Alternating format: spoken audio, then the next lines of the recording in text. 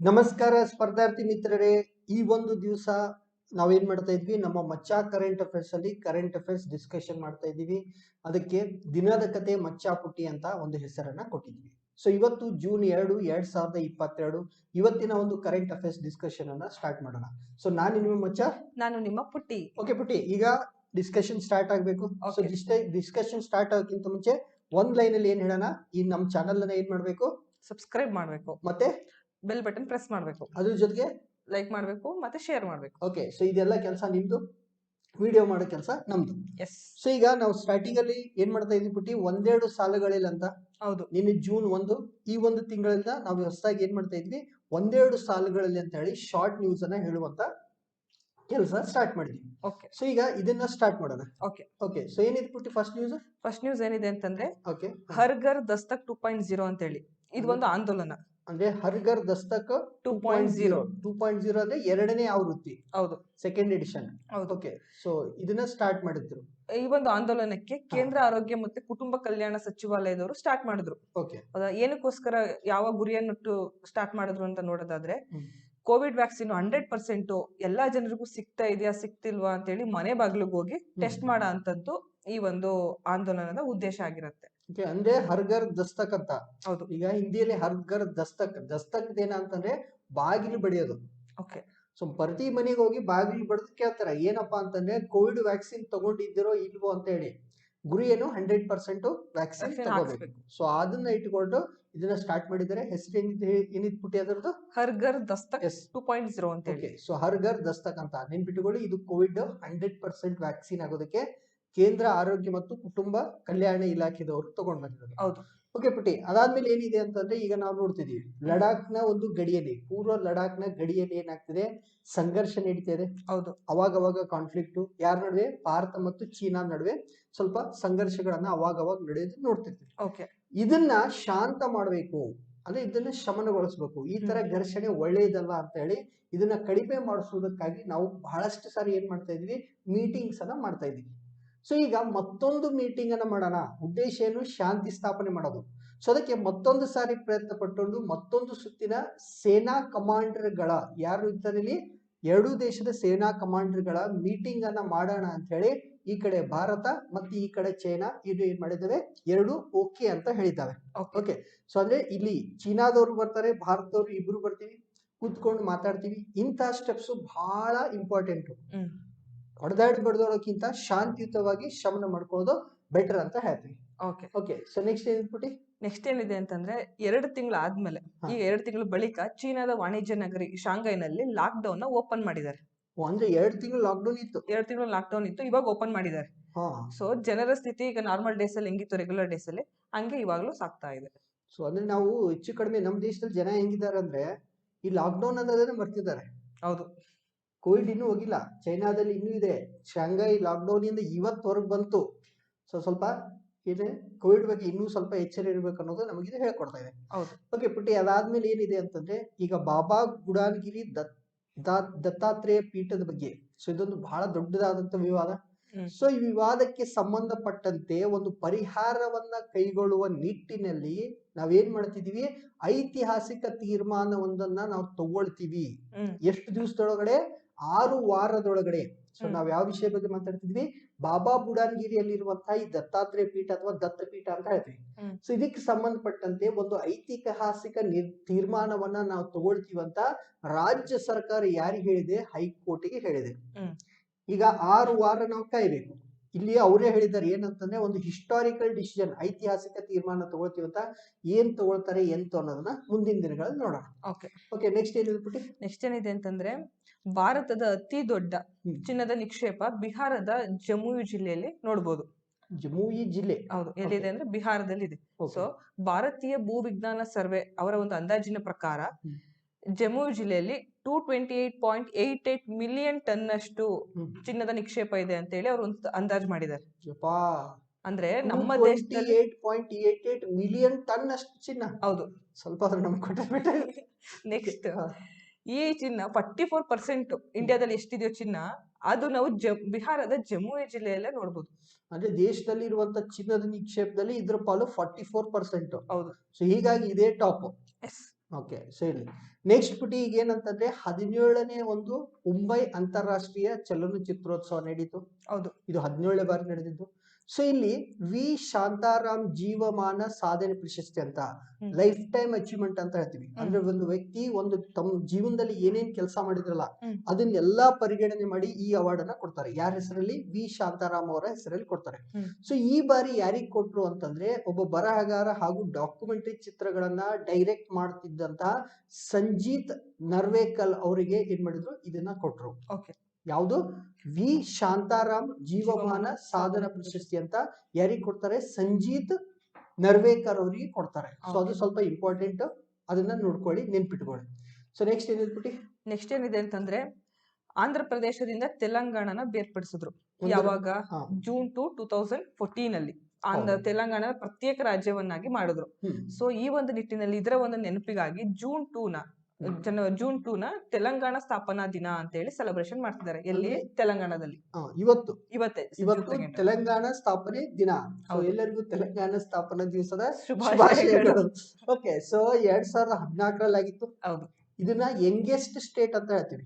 ಹೌದು, ಹೊಸದಾಗಿ ಸೃಷ್ಟಿಯಾದಂತಹ 28ನೇ ರಾಜ್ಯ, 28ನೇ ಅಂತ ಸಣ್ಣ ಹೊಸದಾಗಿ ಕಿರಿಯ ರಾಜ್ಯ, ಇತ್ತೀಚೆಗೆ ಬಂದಂತಹ ಒಂದು ಚಿಕ್ಕ ಮಗು ತರ ಇದನ್ನ ನೋಡ್ತೀವಿ. ಯಾಕಂದ್ರೆ ಯಂಗೆಸ್ಟ್ ಸ್ಟೇಟ್ ಇದಾಗಿತ್ತು. ಓಕೆ, ಸೊ ಅದಾದ್ಮೇಲೆ ಪುಟಿ ಈಗ ನಾವು IPL ಎಲ್ಲ ನೋಡಿದ್ವಲ್ಲ. ಹೌದು, ಸಿಕ್ಕಾಪಟ್ಟೆ ಹವಾ ಇತ್ತು. ಅದೇ ತರ ಹೆಣ್ಮಕ್ಳು IPL ಆಡಲ್ಲ. ಹೌದು, ಆದ್ರೆ ಅವರಿಗೂ ಕೂಡ ಒಂದು ಏನಿದೆ, T20 ಟೂರ್ನಮೆಂಟ್ ನಡೀತಿ. ಅದಕ್ಕೆ ಮಹಿಳಾ T20 ಚಾಲೆಂಜ್ ಅಂತ ಒಂದು ಸರಣಿ ಅಂತ ಹೇಳ್ತೀವಿ. ಬಹಳಷ್ಟು ಜನ ಅದಕ್ಕೆ ಯಾಕೆ ಗೊತ್ತಿಲ್ಲ. ನಮ್ಮ ಇಂಡಿಯಾದಲ್ಲಿ ಪುರುಷರ ಕ್ರಿಕೆಟ್ ಇರುವಷ್ಟು ಕ್ರೇಜು ಮಹಿಳಾ ಕ್ರಿಕೆಟ್ ಇಲ್ಲ. ಹೌದು, ಯಾಕೋ ಏನು ನನಗೆ ಗೊತ್ತಿಲ್ಲ. ನೀನಾದ್ರೂ ನೋಡ್ತೀಯಾ? ಇಲ್ಲ, ಏನು ನೋಡೋದ IPL. ಓಕೆ, ಸೊ ಇಲ್ಲಿ ಏನಾಗಿದೆ ಅಂದ್ರೆ ಮಹಿಳಾ T20 ಚಾಲೆಂಜ್ ಅನ್ನುವಂತ ಒಂದು ಸರಣಿ, ಅದು ಹೆಣ್ಣು ಮಕ್ಕಳ ಒಂದು T20 ಟೂರ್ನಮೆಂಟ್ ಇದ್ದಂಗೆ. ಅಲ್ಲಿ ಸೂಪರ್ ನೋವಾ ವುಮೆನ್ ಅನ್ನುವಂತಹ ಒಂದು ಟೀಮು, ಅದ್ರ ಕ್ಯಾಪ್ಟನ್ ಯಾರು? ಹರ್ಮನ್ ಪ್ರೀತ್ ಕೌರ್ ಅಂತ. ಸೊ ಇವರ ಒಂದು ನೇತೃತ್ವದ ಸೂಪರ್ ನೋವಾ ವುಮೆನ್ ತಂಡ ಏನಾಯ್ತು, ವೆಲಾಸಿಟಿ ಅನ್ನುವಂತಹ ತಂಡ, ಅವ್ರ ಅಪೋನೆಂಟ್ ಯಾರು? ಮಿತಾಲಿ ರಾಜ್ ಅವರ ಒಂದು ಕ್ಯಾಪ್ಟನ್ಶಿಪ್ ಅಲ್ಲಿ ಇದ್ದಂತ ವೆಲಾಸಿಟಿಯನ್ನ ಸೋಲಿಸಿ ಮಹಿಳಾ T20 ಚಾಲೆಂಜ್ ಅನ್ನ ಗೆದ್ದುಕೊಂಡಿದ್ದಾರೆ. ಯಾರು? ಸೂಪರ್ ನೋವಾ ವುಮೆನ್ ತಂಡದವರು. ಇದ್ರ ಕ್ಯಾಪ್ಟನ್ ಯಾರಾಗಿದ್ರು? ಹರ್ಮನ್ ಪ್ರೀತ್ ಕೌರ್ ಅವರು ಅದರ ಕ್ಯಾಪ್ಟನ್ ಆಗಿ ಇದ್ರು. ಓಕೆ, ನೆಕ್ಸ್ಟ್ ಏನಿದೆ ಅಂದ್ರೆ ಮಂಗಳಮುಖಿಯರಿಗಾಗಿ ಪ್ರತ್ಯೇಕವಾಗಿ ಅವರಿಗೇನೆ ಒಂದು ಭರತನಾಟ್ಯ ನೃತ್ಯ ಶಾಲೆಯನ್ನ ಚೆನ್ನೈನಲ್ಲಿ ಓಪನ್ ಮಾಡಿದ್ದಾರೆ. ಮಂಗಳಮುಖಿಯರಿಗೆ ಪ್ರತ್ಯೇಕವಾಗಿ ಅವರಿಗೆ ಮೀಸಲಾಗಿಟ್ಟು ಒಂದು ಶಾಲೆಯನ್ನ, ಯಾವುದು? ಭರತನಾಟ್ಯ ನೃತ್ಯ ಶಾಲೆಯನ್ನ ಚೆನ್ನೈನಲ್ಲಿ ಓಪನ್ ಮಾಡಿದ್ದಾರೆ. ಓಕೆ, ಅಂದ್ರೆ ಇಲ್ಲಿ ಅವ್ರು ಹೋಗಿ ಭರತನಾಟ್ಯನ ಕಲಿಬಹುದು. ಹೌದು, ಒಳ್ಳೆ ಸ್ಟೆಪ್. ಸೊ ನೆಕ್ಸ್ಟ್ ಏನಾಗಿದೆ ಅಂದ್ರೆ ಪುಟಿ ಈಗ ಅಮೆರಿಕಾದ ಡಾಲಸ್ ಅಲ್ಲಿ ಅಂತಾರಾಷ್ಟ್ರೀಯ ಚಲನಚಿತ್ರೋತ್ಸವ ನಡೀತಿದೆ. ಆ ಚಲನಚಿತ್ರೋತ್ಸವ ಟೈಮ್ ಅಲ್ಲಿ ಬರಗೂರು ರಾಮಚಂದ್ರಪ್ಪ ಅವರು ಡೈರೆಕ್ಟ್ ಮಾಡಿದಂತಹ, ಸೊ ಇಲ್ಲಿ ಬಹಳಷ್ಟು ಇನ್ಫಾರ್ಮೇಶನ್ ಒಂದೇ ಲೈನ್ ಅಲ್ಲಿ ಹೇಳ್ತಿದ್ವಿ. ಇಲ್ಲಿ ಅಂತಾರಾಷ್ಟ್ರೀಯ ಚಲನಚಿತ್ರೋತ್ಸವ ನಡೀತಾ ಇದೆ. ಇಲ್ಲಿ ಅಮೆರಿಕಾದ ಡಾಲಸ್ ಅಲ್ಲಿ. ಅಲ್ಲಿ ಒಂದು ಚಿತ್ರ, ಒಂದ್ ನಿಮಿಷ ಪೆನ್ ಬಿತ್ತು.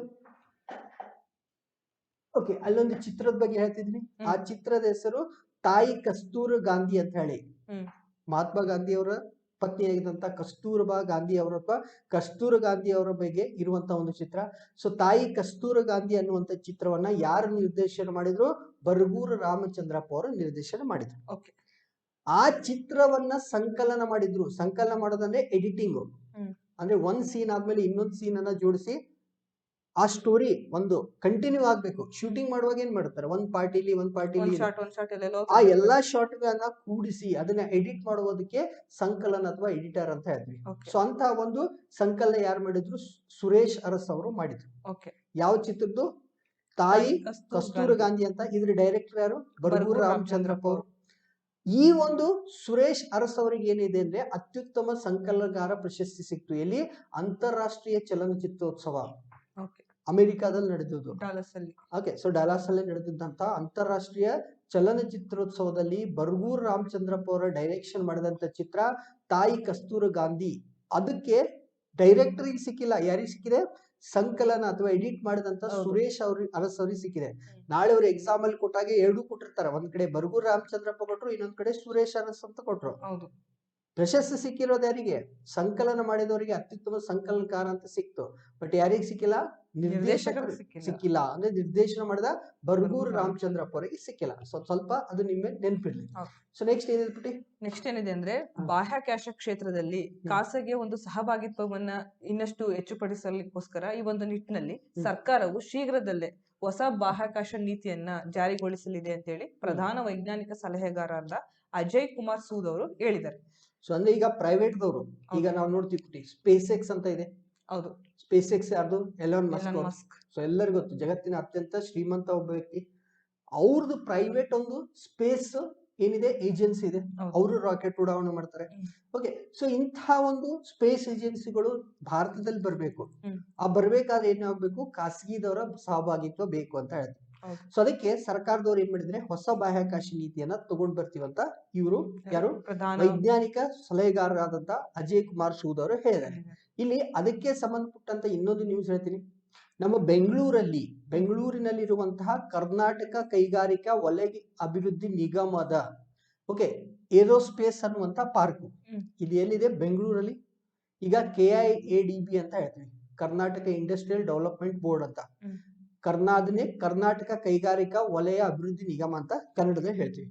ಸೊ ಅವರು ಮಾಡಿದಂತ ಒಂದು ಪಾರ್ಕ್, ಅದು ಯಾವ್ದು? ಏರೋಸ್ಪೇಸ್ ಪಾರ್ಕ್ ಅಂತ. ಸೊ ಆ ಏರೋಸ್ಪೇಸ್ ಪಾರ್ಕ್ ಅಲ್ಲಿ ಒಂದು ಹೊಸ ಕಂಪನಿ ಸ್ಟಾರ್ಟ್ ಆಯ್ತು, ಅದಕ್ಕೆ ಅನಂತ ಟೆಕ್ನಾಲಜೀಸ್ ಅಂತ ಹೇಳ್ತೀವಿ. ಈ ಅನಂತ ಟೆಕ್ನಾಲಜೀಸ್ ಏನು? ಇದೊಂದು ಪ್ರೈವೇಟ್, ಹಿಂದೆ ಹೇಳಿದಲ್ಲ ಖಾಸಗಿದವ್ರು ಬೇಕಂತ ಹೇಳಿ. ಇವ್ರು ಏನ್ ಮಾಡ್ತಾರೆ ಅಂದ್ರೆ ಬಾಹ್ಯಾಕಾಶ ವಿಮಾನಗಳನ್ನ, ಸ್ಪೇಸ್ ಶಟಲ್ಸ್ ಅಂತ ಹೇಳ್ತೀವಿ, ಮನುಷ್ಯರು ಕೂತ್ಕೊಂಡು ಹೋಗುವಂತ ಅಂತ ಒಂದು ಬಾಹ್ಯಾಕಾಶ ವಿಮಾನಗಳನ್ನ ಉತ್ಪಾದನೆ ಮಾಡುವಂತ ಕೇಂದ್ರವನ್ನ ಸ್ಟಾರ್ಟ್ ಮಾಡಿದ್ರು. ಅದನ್ನ ಉದ್ಘಾಟನೆ ಯಾರು ಮಾಡ್ತಾರೆ? ನಮ್ಮ ಇಸ್ರೋ ಚೇರ್ಮನ್ ಆದಂತ S ಸೋಮನಾಥ್ ಅವರು ಮಾಡ್ತಾರೆ.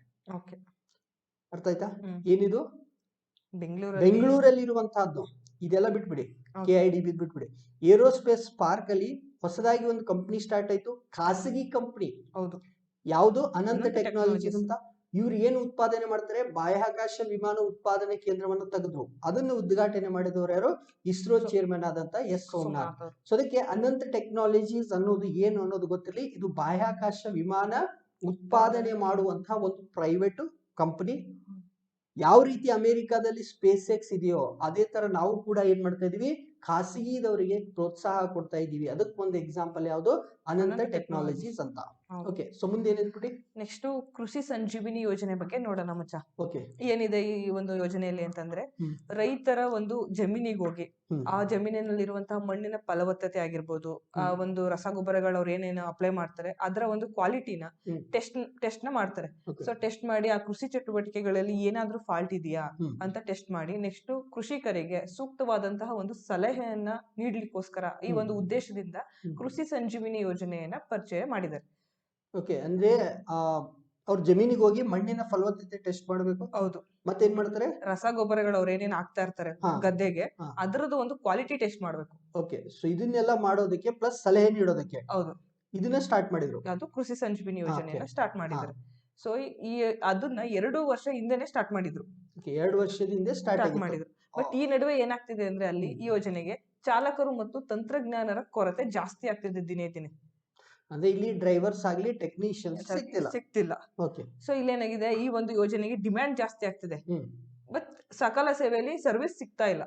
ಓಕೆ, ಅಂದ್ರೆ ಈಗ ಚಾಲಕರ ಅಂತ ಹೇಳಿದ್ವಿ. ಹೌದು, ಈಗ ನಾನೊಬ್ಬ ರೈತ, ಬನ್ನಿ ಕೃಷಿ ಸಂಜೀವಿನಿಯಲ್ಲಿ ಬಂದು ನನ್ನ ಜಮೀನಲ್ಲಿ ಮಣ್ಣಿನ ಫಲವತ್ತತೆ, ರಸಗೊಬ್ಬರ ಗುಣಮಟ್ಟವನ್ನ ಪರೀಕ್ಷೆ ಮಾಡಿ ಅಂತ ಕರಿತಿದ್ದೀನಿ. ಅವ್ರು ಬರ್ಬೇಕಾದ್ರೆ ಯಾರು ಬೇಕು? ಅವ್ರನ್ನ ಕರ್ಕೊಂಡು ಬರೋದಕ್ಕೆ ಚಾಲಕರು ಬೇಕು. ಅದನ್ನ ಟೆಸ್ಟ್ ಮಾಡೋದಕ್ಕೆ ಯಾರು ಬೇಕು? ಟೆಕ್ನಿಷಿಯನ್ಸ್ ಬೇಕು. ಅವರೇ ಇಲ್ಲ ಅಂದ್ರೆ ಪ್ರೋಗ್ರಾಮ್ ಫ್ಲಾಪ್. ಸೊ ಇದು ಹೆಚ್ಚಾಗ್ತಿತ್ತು, ಇದರ ಒಂದು ಬೇಡಿಕೆ ಹೆಚ್ಚಾದ್ರೂ ಕೂಡ ಏನಾಗ್ತಿಲ್ಲ, ಇಲ್ಲಿ ನಾವು ಅವರಿಗೆ ಸೇವೆಯನ್ನ ಕೊಡಕ್ ಆಗ್ತಿಲ್ಲ ಅಂತ ಹೇಳ್ತಿದ್ರೆ.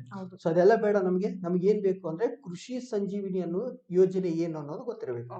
ಸೊ ಏನಿಟ್ಬಿಟ್ಟಿದ್ದು ಏನಂತಂದ್ರೆ, ರೈತರ ಜಮೀನ್ಗೆ ಹೋಗೋದು, ಜಮೀನಲ್ಲಿ ಇರುವಂತ ಮಣ್ಣು ಟೆಸ್ಟ್ ಮಾಡೋದು.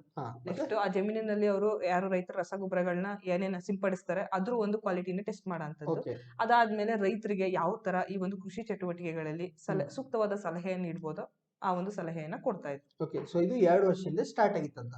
ಓಕೆ, ಅದಾದ್ಮೇಲೆ ನೆಕ್ಸ್ಟ್ ಇನ್ನೊಂದು ನ್ಯೂಸ್ ಇದೆ ಪುಟ್ಟಿ, ಅಸ್ತ್ರ MK1 ಅಂತ ಹೇಳಿ. MK1 ಅಂತಂದ್ರೆ ಇದು Mark 1 ಅಂತ ಹೇಳಿ. ಎಲ್ಲಾದ್ರೂ ನೀವು MK ಅಂತ ಓದಿದ್ರೆ ಡಿಫೆನ್ಸ್ ಅಲ್ಲಿ ಅದನ್ನ ಏನಂತ ತಿಳ್ಕೊಬೇಕು? ಮಾರ್ಕ್ ಅಂತ ಓದ್ಬೇಕು. ಸೊ Mark 1 ಅಂತ. ಮಾರ್ಕ್ ಅಂದ್ರೆ ಏನು? ಮಾಡೆಲ್ ಅಂತ. ಓಕೆ, ಸೊ ಈಗ ಅಸ್ತ್ರ MK1 ಅಥವಾ ಮಾರ್ಕ್ 1 ಬರುತ್ತೆ, ಮಾರ್ಕ್ 2, ಮಾರ್ಕ್ 3 ಅಂತ ಹೇಳಿ ಇವು ಮಾಡೆಲ್ಸ್. ಸೊ ಈ ತರ ಒಂದು ಮಾಡೆಲ್ ಅಲ್ಲಿ ಇರುವಂತಹ ಅಸ್ತ್ರ MK1 ಅಥವಾ ಮಾರ್ಕ್ 1 ಕ್ಷಿಪಣಿ ಇದೇನಿದೊಂದು ಮಿಸೈಲ್. ಸೊ ಈ ಮಿಸೈಲ್ ಅನ್ನ ಖರೀದಿ ಮಾಡೋದಕ್ಕೆ ಅನುಮತಿಯನ್ನ ನೀಡಿದ್ರು ಯಾರು? ಕೇಂದ್ರ ರಕ್ಷಣಾ ಸಚಿವಾಲಯದವರು. ನಮ್ಮ ಡಿಫೆನ್ಸ್ ಮಿನಿಸ್ಟ್ರಿದವ್ರು ಏನ್ ಮಾಡ್ತಿದ್ರೆ, ಹೊಸದಾಗಿ ಕ್ಷಿಪಣಿಗಳನ್ನ ಖರೀದಿ ಮಾಡ್ತಿದ್ರೆ. ಯಾವ ಕ್ಷಿಪಣಿ? ಅಸ್ತ್ರ ಮಾರ್ಕ್ 1 ಅನ್ನುವಂತ ಒಂದು ಕ್ಷಿಪಣಿ ಅಥವಾ ಮಿಸೈಲ್ ಅನ್ನ ಖರೀದಿ ಮಾಡೋದಕ್ಕೆ ಅನುಮತಿಯನ್ನ ನೀಡಿದ್ರು. ಸೊ ಇದ್ರ ಬಗ್ಗೆ ನಮಗೆ ಸ್ವಲ್ಪ ಗೊತ್ತಿರ್ಲಿ. ನಮ್ಮ ಅಸ್ತ್ರ ಮಾರ್ಕ್ 1 ಅನ್ನುವಂತ ಕ್ಷಿಪಣಿ ಇದೆಯಲ್ಲ, ನಮ್ಮ ರಕ್ಷಣಾ ಸಚಿವಾಲಯದವರು ಖರೀದಿ ಮಾಡ್ತಿದಾರಲ್ಲ, ಇದ್ರ ಬಗ್ಗೆ ಸ್ವಲ್ಪ ಇನ್ಫಾರ್ಮೇಶನ್ ನಾವು ನೋಡೋಣ. ಸೊ ಇದೇನಪ್ಪಾ ಅಂತಂದ್ರೆ, ಇದು ದೃಶ್ಯ ವ್ಯಾಪ್ತಿ ಮೀರುವಂತಹ ಒಂದು ಏನು ಗಾಳಿಯಿಂದ ಗಾಳಿಗೆ ಏರ್ ಟು ಏರ್ ದಾಳಿ ಮಾಡಬಲ್ಲದಂತ ಕ್ಷಿಪಣಿಯಾಗಿದೆ ಅಂತ ಒಂದ್ ಲೈನ್ ಅಲ್ಲಿ ಹೇಳ್ತಿದ್ವಿ. ಇದನ್ನ ಸ್ವಲ್ಪ ಅರ್ಥ ಮಾಡ್ಕೋಣ. ದೃಶ್ಯ ವ್ಯಾಪ್ತಿ ಮೀರುವ ಅಥವಾ ಬಿಯಾಂಡ್ ವಿಜುವಲ್ ರೇಂಜ್ ಅಂತ ಹೇಳ್ತೀವಿ. ಬಿಯಾಂಡ್ ವಿಜುವಲ್ ರೇಂಜ್ ಅಂತಂದ್ರೆ ನಮ್ಮ ಕಣ್ಣಿಂದ ನೋಡಕ್ಕಾಗದೇ ಇರುವಂತಹದ್ದು. ಅಂದ್ರೆ ಹೆಚ್ಚು ಕಡಿಮೆ 37 ಕಿಲೋಮೀಟರ್ ವರೆಗೂ ನಾವು ನೋಡ್ಬೋದು ಕಣ್ಣಿಂದ. ಏನು ಇಲ್ಲ ಅಂದ್ರೆ 37 ಕಿಲೋಮೀಟರ್ ದಾಟಿ ಹಿಂದೆ ಹೋದ್ರೆ ಅದೇನಾಗಲ್ಲ, ನಮಗೆ ಕಾಣಿಸಲ್ಲ. ಸೊ ಅದಕ್ಕೆ ಈ 37 ಕಿಲೋಮೀಟರ್ಸ್ ಗಿಂತ ಹಿಂದೆ ಹೋದ್ರೆ, 37 ಕಿಲೋಮೀಟರ್ಸ್ ಗಿಂತ ಹಿಂದೆ ಹೋದ್ರೆ ಅದನ್ನ ಏನಂತ ಹೇಳ್ತಿದ್ವಿ? ಬಿಯಾಂಡ್ ವಿಜುವಲ್ ರೇಂಜ್ ಅಥವಾ ದೃಶ್ಯ ವ್ಯಾಪ್ತಿ ಮೀರುವಂತಹ ಒಂದು ದೂರ ಅಂತ. ಅಷ್ಟು ದೂರದವರೆಗೂ ಹೋಗುತ್ತಿದ್ದು 37 ಕಿಲೋಮೀಟರ್ ಗಿಂತ ದೂರ ಹೋಗಿ ಹೊಡೆಯುತ್ತೆ. ಪ್ಲಸ್ ಗಾಳಿಯಿಂದ ಗಾಳಿಗೆ ಹಾರಬಲ್ಲ ಅಥವಾ ದಾಳಿ ಮಾಡಬಲ್ಲ. ಸೊ ಗಾಳಿಯಿಂದ ಗಾಳಿಗೆ ಅಂತಂದ್ರೆ ಇಲ್ಲೊಂದು ಹೆಲಿಕಾಪ್ಟರ್ ಇತ್ತು, ಇದರಿಂದ ಇದನ್ನ ಬಿಟ್ವಿ. ವೈರಿನ ಹೆಲಿಕಾಪ್ಟರ್ ಅಲ್ಲಿ ಇದ್ದ, ಅವನ್ ಹೆಲಿಕಾಪ್ಟರ್ಗೆ ನಾವು ಅಟ್ಯಾಕ್ ಮಾಡ್ತಾ ಇದ್ವಿ. ಎಲ್ಲಿಂದ ಶೂಟ್ ಮಾಡ್ತಾ ಇದ್ವಿ? ಹೆಲಿಕಾಪ್ಟರ್ ಇಂದ. ಯಾವ್ದಕ್ಕೆ ಶೂಟ್ ಮಾಡ್ತಾ ಇದ್ವಿ? ಹೆಲಿಕಾಪ್ಟರ್. ಸೊ ಇದಕ್ಕೆ ಗಾಳಿಯಿಂದ ಗಾಳಿಗೆ ದಾಳಿ ಮಾಡುವ ಕ್ಷಿಪಣಿ ಅಂತ ಹೇಳ್ತಿದ್ವಿ. ಸೊ ಅದೇ ಯಾವುದು? ಅಸ್ತ್ರ ಮಾರ್ಕ್ 1 ಅಂತ. ಇನ್ನು ಲಾಸ್ಟ್ ಒಂದ್ ಮಾಹಿತಿ, ಇದನ್ನ ಸಂಶೋಧನೆ ಮಾಡಿದ್ವು ಅಸ್ತ್ರ ಮಾರ್ಕ್ 1 ಅನ್ನ ಯಾರು ಅಭಿವೃದ್ಧಿ ಮಾಡಿದ್ದಾರೆ ಅಂದ್ರೆ ನಮ್ಮ DRDOದವರು, ರಕ್ಷಣಾ ಸಂಶೋಧನಾ ಮತ್ತು ಅಭಿವೃದ್ಧಿ ಸಂಸ್ಥೆ ಅಥವಾ defence research and development organisation ಅವರು ಇದನ್ನ ಕಂಡಿಡಿದ್ರು ಅಥವಾ ಇದನ್ನ ಡೆವಲಪ್ ಮಾಡಿದ್ರು. ಮುಂದೆ ಇದನ್ನ ಉತ್ಪಾದನೆ ಮಾಡೋರು ಯಾರಂದ್ರೆ ಹೈದರಾಬಾದ್ ನಲ್ಲಿರುವಂತಹ ಭಾರತ್ ಡೈನಾಮಿಕ್ಸ್ ಲಿಮಿಟೆಡ್. ಎರಡು ಗೌರ್ಮೆಂಟ್ ಇದ್ದು. ಈ ಅಸ್ತ್ರ ಮಾರ್ಕ್ 1 ಅನ್ನ ಕಂಡುಹಿಡಿದವರು ಯಾರು ಅಥವಾ ಅಭಿವೃದ್ಧಿ ಮಾಡಿದವರು ಯಾರು? DRDOದವರು. ಸೊ ಇವ್ರು ರೆಡಿ ಮಾಡ್ಕೊಡ್ತಾರೆ, ಇಂಥದೊಂದು ಪೆನ್ ಇತ್ತಪ್ಪ, ಇದನ್ನ ಈ ತರ ಮಾಡ್ಬೇಕಂತ ಹೇಳಿ DRDOದವ್ರು ಯಾರು ಕೈಯಲ್ಲಿ ಕೊಡ್ತಾರೆ? ಹೈದರಾಬಾದಿನ ಭಾರತದ ಒಂದು ಡೈನಾಮಿಕ್ಸ್ ಲಿಮಿಟೆಡ್ ಅವ್ರಿಗೆ ಕೊಡ್ತಾರೆ. ಇನ್ನು ಅದನ್ನ ಎಷ್ಟು ಕೇಳ್ತಾರ ಅಷ್ಟನ್ನ ರೆಡಿ ಮಾಡಿಕೊಡೋ ಕೆಲಸ ಯಾರ್ದು? ಭಾರತ್ ಡೈನಾಮಿಕ್ಸ್ ಲಿಮಿಟೆಡ್ ಅವ್ರದ್ದು ಕೆಲಸ ಆಗಿದೆ. ಸೊ ಟೋಟಲ್ ಆಗಿ ನಾವು ಇವತ್ತು ಅರ್ಥ ಮಾಡ್ಕೊಂಡಿದ್ದೀನಪ್ಪ ಅಂದ್ರೆ ಅಸ್ತ್ರ ಮಾರ್ಕ್ 1 ಅನ್ನೋ ಕ್ಷಿಪಣಿ. ಇದನ್ನ ಯಾಕೆ ನ್ಯೂಸ್ ಅಲ್ಲಿ ಇದೆ ಅಂದ್ರೆ, ನಮ್ಮ ಡಿಫೆನ್ಸ್ ಮಿನಿಸ್ಟ್ರಿದವರು ಖರೀದಿ ಮಾಡೋಣ ಅಂತ ಹೇಳಿ ಎಸ್ ಅಂತ ಹೇಳಿದ್ರು. ಇನ್ನು ಖರೀದಿ ಯಾರಿಂದ ಮಾಡಬೇಕು? ಇವರಿಂದ, ಡೈನಾಮಿಕ್ಸ್ ಅವರಿಂದ. ಯಾಕಂದ್ರೆ ಇವರೇ ಉತ್ಪಾದನೆ ಮಾಡ್ತಿದ್ದಾರೆ. ಇದ್ರ ಸ್ಪೆಷಾಲಿಟಿ ಏನಪ್ಪಾ ಅಂತಂದ್ರೆ, ಇದು ದೃಶ್ಯ ವ್ಯಾಪ್ತಿ ಮೀರುವ ಅಂದ್ರೆ 37 ಕಿಲೋಮೀಟರ್ ಗಿಂತ ದೂರ ಏನಿರುತ್ತಲ್ಲ ಅಲ್ಲಿ ಹೋಗುತ್ತೆ, ಗಾಳಿಯಿಂದ ಗಾಳಿಗೆ ದಾಳಿ ಮಾಡುತ್ತೆ. ಓಕೆ, ಇಷ್ಟೇ ಇತ್ತು. ನೆಕ್ಸ್ಟ್ ಏನಿದೆ ಅಂದ್ರೆ ದ್ರವ ನ್ಯಾನೋ ಯೂರಿಯಾ ಅಂತ ಹೇಳಿ. ಇದನ್ನ ವಿಶ್ವದ ಮೊದಲ ದ್ರವ ನ್ಯಾನೋ ಯೂರಿಯಾ ಉತ್ಪಾದನಾ ಘಟಕ ಏನಿದೆಯೋ ಅದನ್ನ ಗುಜರಾತಿನ ಕಲೋಲ್ ನಲ್ಲಿ ಪ್ರಧಾನ ಮಂತ್ರಿ ಅವರು ಉದ್ಘಾಟನೆ ಮಾಡಿದ್ರು. ಇದು ವಿಶ್ವದ ಮೊದಲನೇದು, ವಿಶ್ವದಲ್ಲೇ ಫಸ್ಟ್ ಟೈಮ್ ನಮ್ಮ ಇಂಡಿಯಾದಲ್ಲಿ, ಅದು ಗುಜರಾತಿನ ಕಲೋಲ್ ನಲ್ಲಿ ಪ್ರಧಾನ ಮಂತ್ರಿ ಅವರು ಉದ್ಘಾಟನೆ ಮಾಡಿದ್ರು. ಯಾವ್ದನ್ನ? ದ್ರವ ನ್ಯಾನೋ ಯೂರಿಯಾ ಘಟಕವನ್ನ, ಉತ್ಪಾದನಾ ಘಟಕವನ್ನ. ಹೌದು. ಇದ್ರದ್ದು ದ್ರವ ನ್ಯಾನೋ ಯೂರಿಯಾದ ಸ್ಪೆಷಾಲಿಟಿ ಏನಂತಂದ್ರೆ 500 ml ಏನಿದೆಯೋ ದ್ರವ ನ್ಯಾನೋ ಯೂರಿಯಾ, ಅರ್ಧ ಲೀಟರ್. ಹೌದು, ಅರ್ಧ ಲೀಟರ್ ಏನಿದೆಯೋ ಅದನ್ನ 50 kg ಯೂರಿಯಾಗೆ ಎಷ್ಟು ಶಕ್ತಿಶಾಲಿ ಇದೆಯೋ ಈ ಒಂದು ಅರ್ಧ ಲೀಟರ್ ದ್ರವ ನ್ಯಾನೋ ಯೂರಿಯಾಗೆ ಅದು ಈಕ್ವಲ್. ಈಗ ಒಂದು ಜಮೀನಲ್ಲಿ ನಾವು 50 kg ಯೂರಿಯಾ ಸಿಂಪಡಿಸ್ತೀವಿ ಅನ್ನೋದಕ್ಕಿಂತ ಈ 500 ml ಏನು ದ್ರವ ಯೂರಿಯಾ ಇದೆಯಲ್ಲ ಅದಕ್ಕಷ್ಟೇ ಈಕ್ವಲ್ ಇರುತ್ತೆ ಇದು. ಅಂದ್ರೆ ಈಗ ನಾವು 50 kg ಯೂರಿಯಾ ತಗೊಂಡು ಹೋಗೋಕ್ಕಿಂತ ಈಗ ಒಂದು ಹಾಲಿನ ಪ್ಯಾಕೆಟ್, ಅರ್ಧ ಲೀಟರ್ ಹಾಲಿನ ಪ್ಯಾಕೆಟ್ ಇರುತ್ತಲ್ಲ, ಅಷ್ಟು ಒಯ್ಯೋದು, ಅದನ್ನ ಹಾಕ್ಬಿಟ್ರೆ ಸಿಂಪಡಣೆ ಮಾಡಿ ಎಲ್ಲ ಹೊತ್ಕೊಂಡು ಒಯ್ಯೋದು ಬೇಡ. ಸೊ ಇದು ದ್ರವ ನ್ಯಾನೋ ಯೂರಿಯಾ. ಸೊ ಇಲ್ಲಿ ನ್ಯಾನೋ ಟೆಕ್ನಾಲಜಿ ಬಳಸಿದ್ದಾರೆ. ಹೌದು, ಅದಕ್ಕೆ ಇದು ಇಷ್ಟು ಸ್ಟ್ರಾಂಗ್ ಆಗಿದೆ. ನ್ಯಾನೋ ಟೆಕ್ನಾಲಜಿ ಇಲ್ಲ ಅಂದ್ರೆ ಆಗ್ತಿರ್ಲಿಲ್ಲ. ನೋಡಿ 50 kg ಅಲ್ಲಿ ಅರ್ಧ ಲೀಟರ್ ಎಲ್ಲಿ. ಸೊ ಈ ತರ ಮಾಡಿದ್ರು. Very good. ಇದೇ ತರ ಯಾವ್ದು ಗುಜರಾತಿನಲ್ಲಿ ಹೆಂಗ್ ಸ್ಟಾರ್ಟ್ ಮಾಡಿದಾರೋ ಇದೇ ತರ 8 ದ್ರವ ನ್ಯಾನೋ ಯೂರಿಯಾ ಉತ್ಪಾದನಾ ಘಟಕಗಳನ್ನ ದೇಶಾದ್ಯಂತ ನಿರ್ಮಾಣ ಮಾಡಬೇಕು ಅಂತ ಹೇಳಿ ಕೇಂದ್ರ ಸರ್ಕಾರ ಡಿಸೈಡ್ ಮಾಡಿದೆ. ಅಂದ್ರೆ ಈಗ ಫಸ್ಟ್ ಜಗತ್ತಿನ ಮೊದಲ ನ್ಯಾನೋ ಯೂರಿಯಾ ಉತ್ಪಾದನಾ ಘಟಕ, ನ್ಯಾನೋ ಟೆಕ್ನಾಲಜಿನ ಬಳಸಿ ಈ ದ್ರವ ಯೂರಿಯಾನ ನಾವು ಮಾಡ್ತಾ ಇದೀವಿ. ಹೌದು. ಇದರ ಒಂದು ಕೆಪಾಸಿಟಿ ಏನಂದ್ರೆ ಅರ್ಧ ಲೀಟರ್ ಈ ಬಾಟಲ್ ಯಾವ್ದಕ್ಕೆ ಈಕ್ವಲೆಂಟ್? 50 kg ಯೂರಿಯಾಕ್ಕೆ ಈಕ್ವಲೆಂಟ್. ಸೊ ಪ್ಲಸ್ ಇನ್ನೊಂದು ಏನಪ್ಪಾ ಅಂತಂದ್ರೆ, ಈಗ ಒಂದು ಸ್ಟಾರ್ಟ್ ಮಾಡಿದೀವಿ, ಎಲ್ಲಿ ಗುಜರಾತ್ನ ಗುಜರಾತಿನ ಕಲೋಲಲ್ಲಿ. ನೆಕ್ಸ್ಟ್ ಇನ್ನೂ 8 ಹೌದು ಸ್ಟಾರ್ಟ್ ಆಗುತ್ತೆ. ಸೊ 8 ಸ್ಟಾರ್ಟ್ ಆದಾಗ ಕರ್ನಾಟಕದಲ್ಲಿ ಎಲ್ಲಾದ್ರೂ ಸ್ಟಾರ್ಟ್ ಆದ್ರೆ ಅದು ನಮಗೆ ಬಹಳ ಇಂಪಾರ್ಟೆಂಟ್. ನೆಕ್ಸ್ಟ್ ಯಾವ್ದಾರು ಎಕ್ಸಾಮ್ ಬಂದ್ರೆ ಕೇಳಂತ ಚಾನ್ಸ್ ಇದಂತೂ ಬರುತ್ತೆ, ಇದು ಪಕ್ಕಾ. ಬರೋ ಚಾನ್ಸಸ್ ಇದೆ. ಪಕ್ಕ ಅಂತ ಹೇಳಕ್ಕಾಗಲ್ಲ ಬಿಡಿ, ಯಾವ್ದು ಪಕ್ಕ ಅಲ್ಲ. ಸುಮ್ನೆ ಪಕ್ಕ ಅಂತ ಯಾರು ಹೇಳ್ತಾರಲ್ಲ ಅವ್ರು ಎಂದೂ ಎಕ್ಸಾಮ್ ಬರ್ದಿರಲ್ಲ, ಸುಮ್ನೆ ಬಿಲ್ಡಪ್ ಕೊಡೋರಲ್ಲ ಪಕ್ಕ ಅಂತ ಹೇಳ್ತಾರೆ. ನಾನ್ ಹೇಳಲ್ಲ ಅದನ್ನ. ಓಕೆ, ಸೊ ಪುಟ್ಟಿ ಇನ್ನೊಂದು, ಈಗ ಹಿಂದೆ ಯಾವ್ದು ಹೇಳಿದ್ದೀನಿ ನಿಮ್ಗೆ, ಅಸ್ತ್ರ ಮಾರ್ಕ್ 1 ಅಂತ. ಹೌದು ಅಸ್ತ್ರ ಮಾರ್ಕ್ 1 ಅನ್ನ DRDOದವ್ರು ಮಾಡಿದ್ರು, ಇದನ್ನ ರಕ್ಷಣಾ ಸಚಿವಾಲಯದವ್ರು ಖರೀದಿ ಮಾಡ್ತಿದ್ರು, ಇದನ್ನೆಲ್ಲ ಹೇಳಿದಿಲ್ಲ. ಈಗ ಮತ್ತೊಂದು ಮಿಸೈಲ್ ಬಗ್ಗೆ ಹೇಳ್ತೀನಿ. ಓಕೆ ಸೊ ಮಿಸೈಲ್ ಹೆಸರು ಏನಂತಂದ್ರೆ ಹೈಮರ್ಸ್ ಅಂತ ಹೇಳಿ. ಓ. ಹೈಮರ್ಸ್ ಅಂದ್ರೆ ಏನು, high mobility artillery rocket systems ಅಂತ ಹೇಳಿ. ಸೊ ಹೈಮರ್ಸ್ ಫುಲ್ ಫಾರ್ಮ್ ಏನ್ ಹೇಳಿದೆ, ಒಂದ್ ನಿಮಿಷ. Okay, so high mobility artillery rocket systems ಅಂತ ಹೇಳಿ ಇದನ್ನ ಹೈಮರ್ಸ್ ಅಂತ ಕರಿತೀವಿ. ಸೊ ಇಂತ ಒಂದು ಹೈಮರ್ಸ್ ಅನ್ನುವಂತ ಒಂದು ರಾಕೆಟ್ ಅಥವಾ ಕ್ಷಿಪಣಿ ಇದೆಯಲ್ಲ, ಓಕೆ, ಸೊ ಇದನ್ನ ಯಾರು ಉತ್ಪಾದನೆ ಮಾಡ್ತಿದ್ರೆ, ಈ ಒಂದು ರಾಕೆಟ್ ವ್ಯವಸ್ಥೆ ಅಥವಾ ಕ್ಷಿಪಣಿಯನ್ನ ಇದನ್ನ ಅಮೆರಿಕಾದವರು ಡೆವಲಪ್ ಮಾಡಿದ್ರು. ಈ ಅಮೆರಿಕಾದವ್ರು ಏನ್ ಮಾಡಿದ್ದಾರೆ, ಈಗ ಉಕ್ರೇನಿಗೆ, ಓಕೆ, ಸೊ ಉಕ್ರೇನಿಗೆ ಏನ್ ಮಾಡ್ತಾರೆ, ಇದನ್ನ ಕೊಡ್ತಿದ್ದಾರೆ ಈ ಕ್ಷಿಪಣಿಯನ್ನ. ಓಕೆ, ಸೊ ಇದನ್ನ ಅಂದ್ರೆ ಈಗ ಏನ್ ನಡೀತಿದೆಯಲ್ಲ ರಷ್ಯಾ ಮತ್ತು ಉಕ್ರೇನ್ ನಡುವೆ ಏನ್ ನಡೀತಿದೆಯಲ್ಲ, ಆ ಒಂದು ಸಂಘರ್ಷದ ಅದರ ಒಂದು ಸಂದರ್ಭದಲ್ಲಿ ಅಮೆರಿಕಾದವ್ರು ಏನ್ ಮಾಡಿದ್ರು, ಈ ಹೈಮರ್ಸ್ ಅನ್ನುವಂತ ಒಂದು ಕ್ಷಿಪಣಿಯನ್ನ ಯಾರಿಗೆ ಕೊಡ್ತಿದ್ರೆ, ಉಕ್ರೇನ್ ಅವರಿಗೆ ಕೊಡ್ತಿದ್ದಾರೆ. ಇದ್ರ ಬಗ್ಗೆ ನೋಡೋದಾದ್ರೆ ಇದು 300 ಕಿಲೋಮೀಟರ್ ದೂರದವರೆಗೆ ಹೋಗ್ಬೋದಾಯ್ತು. ನಮ್ದೇನಿತ್ತು 37 ಕಿಲೋಮೀಟರ್ ಆಚೆ ಅಂತ ಹೇಳಿದ್ವಿ. ಹೌದು, ಇದ್ರ ಕೆಪಾಸಿಟಿ ಎಷ್ಟಂದ್ರೆ 300 ಕಿಲೋಮೀಟರ್ ವರೆಗೂ ಹೈಮರ್ಸ್ ಹೋಗ್ಬೋದು. ಬಟ್ ಅಮೆರಿಕಾದವರು ಉಕ್ರೇನಿಗೆ ಏನ್ ಕೊಟ್ಟಿದ್ದಾರಲ್ಲ, ಅದು 300 ಕಿಲೋಮೀಟರ್ ಕೊಟ್ಟಿಲ್ಲ, ಕೊಟ್ಟಿರೋದು ಬರೀ 80 ಕಿಲೋಮೀಟರ್ದು. ಸೊ ಅಂದ್ರೆ ಇಲ್ಲಿ ಆಚೆ 80 ಕಿಲೋಮೀಟರ್ ದೂರ ಹೋಗಿ ಬೀಳತ್ತೆ. ಬಟ್ ಅವ್ರ ಹತ್ರ, ಅಮೆರಿಕಾದವ್ರ ಹತ್ರ ಎಷ್ಟು ಇದೆ, 300 ಕಿಲೋಮೀಟರ್ ಹೋಗುವಂತ ಕೆಪಾಸಿಟಿ ಇದ್ರು. ಈಗ ಅವ್ರು ಏನ್ ಮಾರಾಟ ಮಾಡಿದಾರಲ್ಲ ಅದ್ರ ಕೆಪಾಸಿಟಿ ಬರೀ 80 ಕಿಲೋಮೀಟರ್ ಹೋಗೋದು. ಓಕೆ, ಸೊ ಅದಾದ್ಮೇಲೆ ಇನ್ನೊಂದು ಇನ್ಫಾರ್ಮೇಶನ್ ನಮ್ಗೆ ಗೊತ್ತಿರಬೇಕು.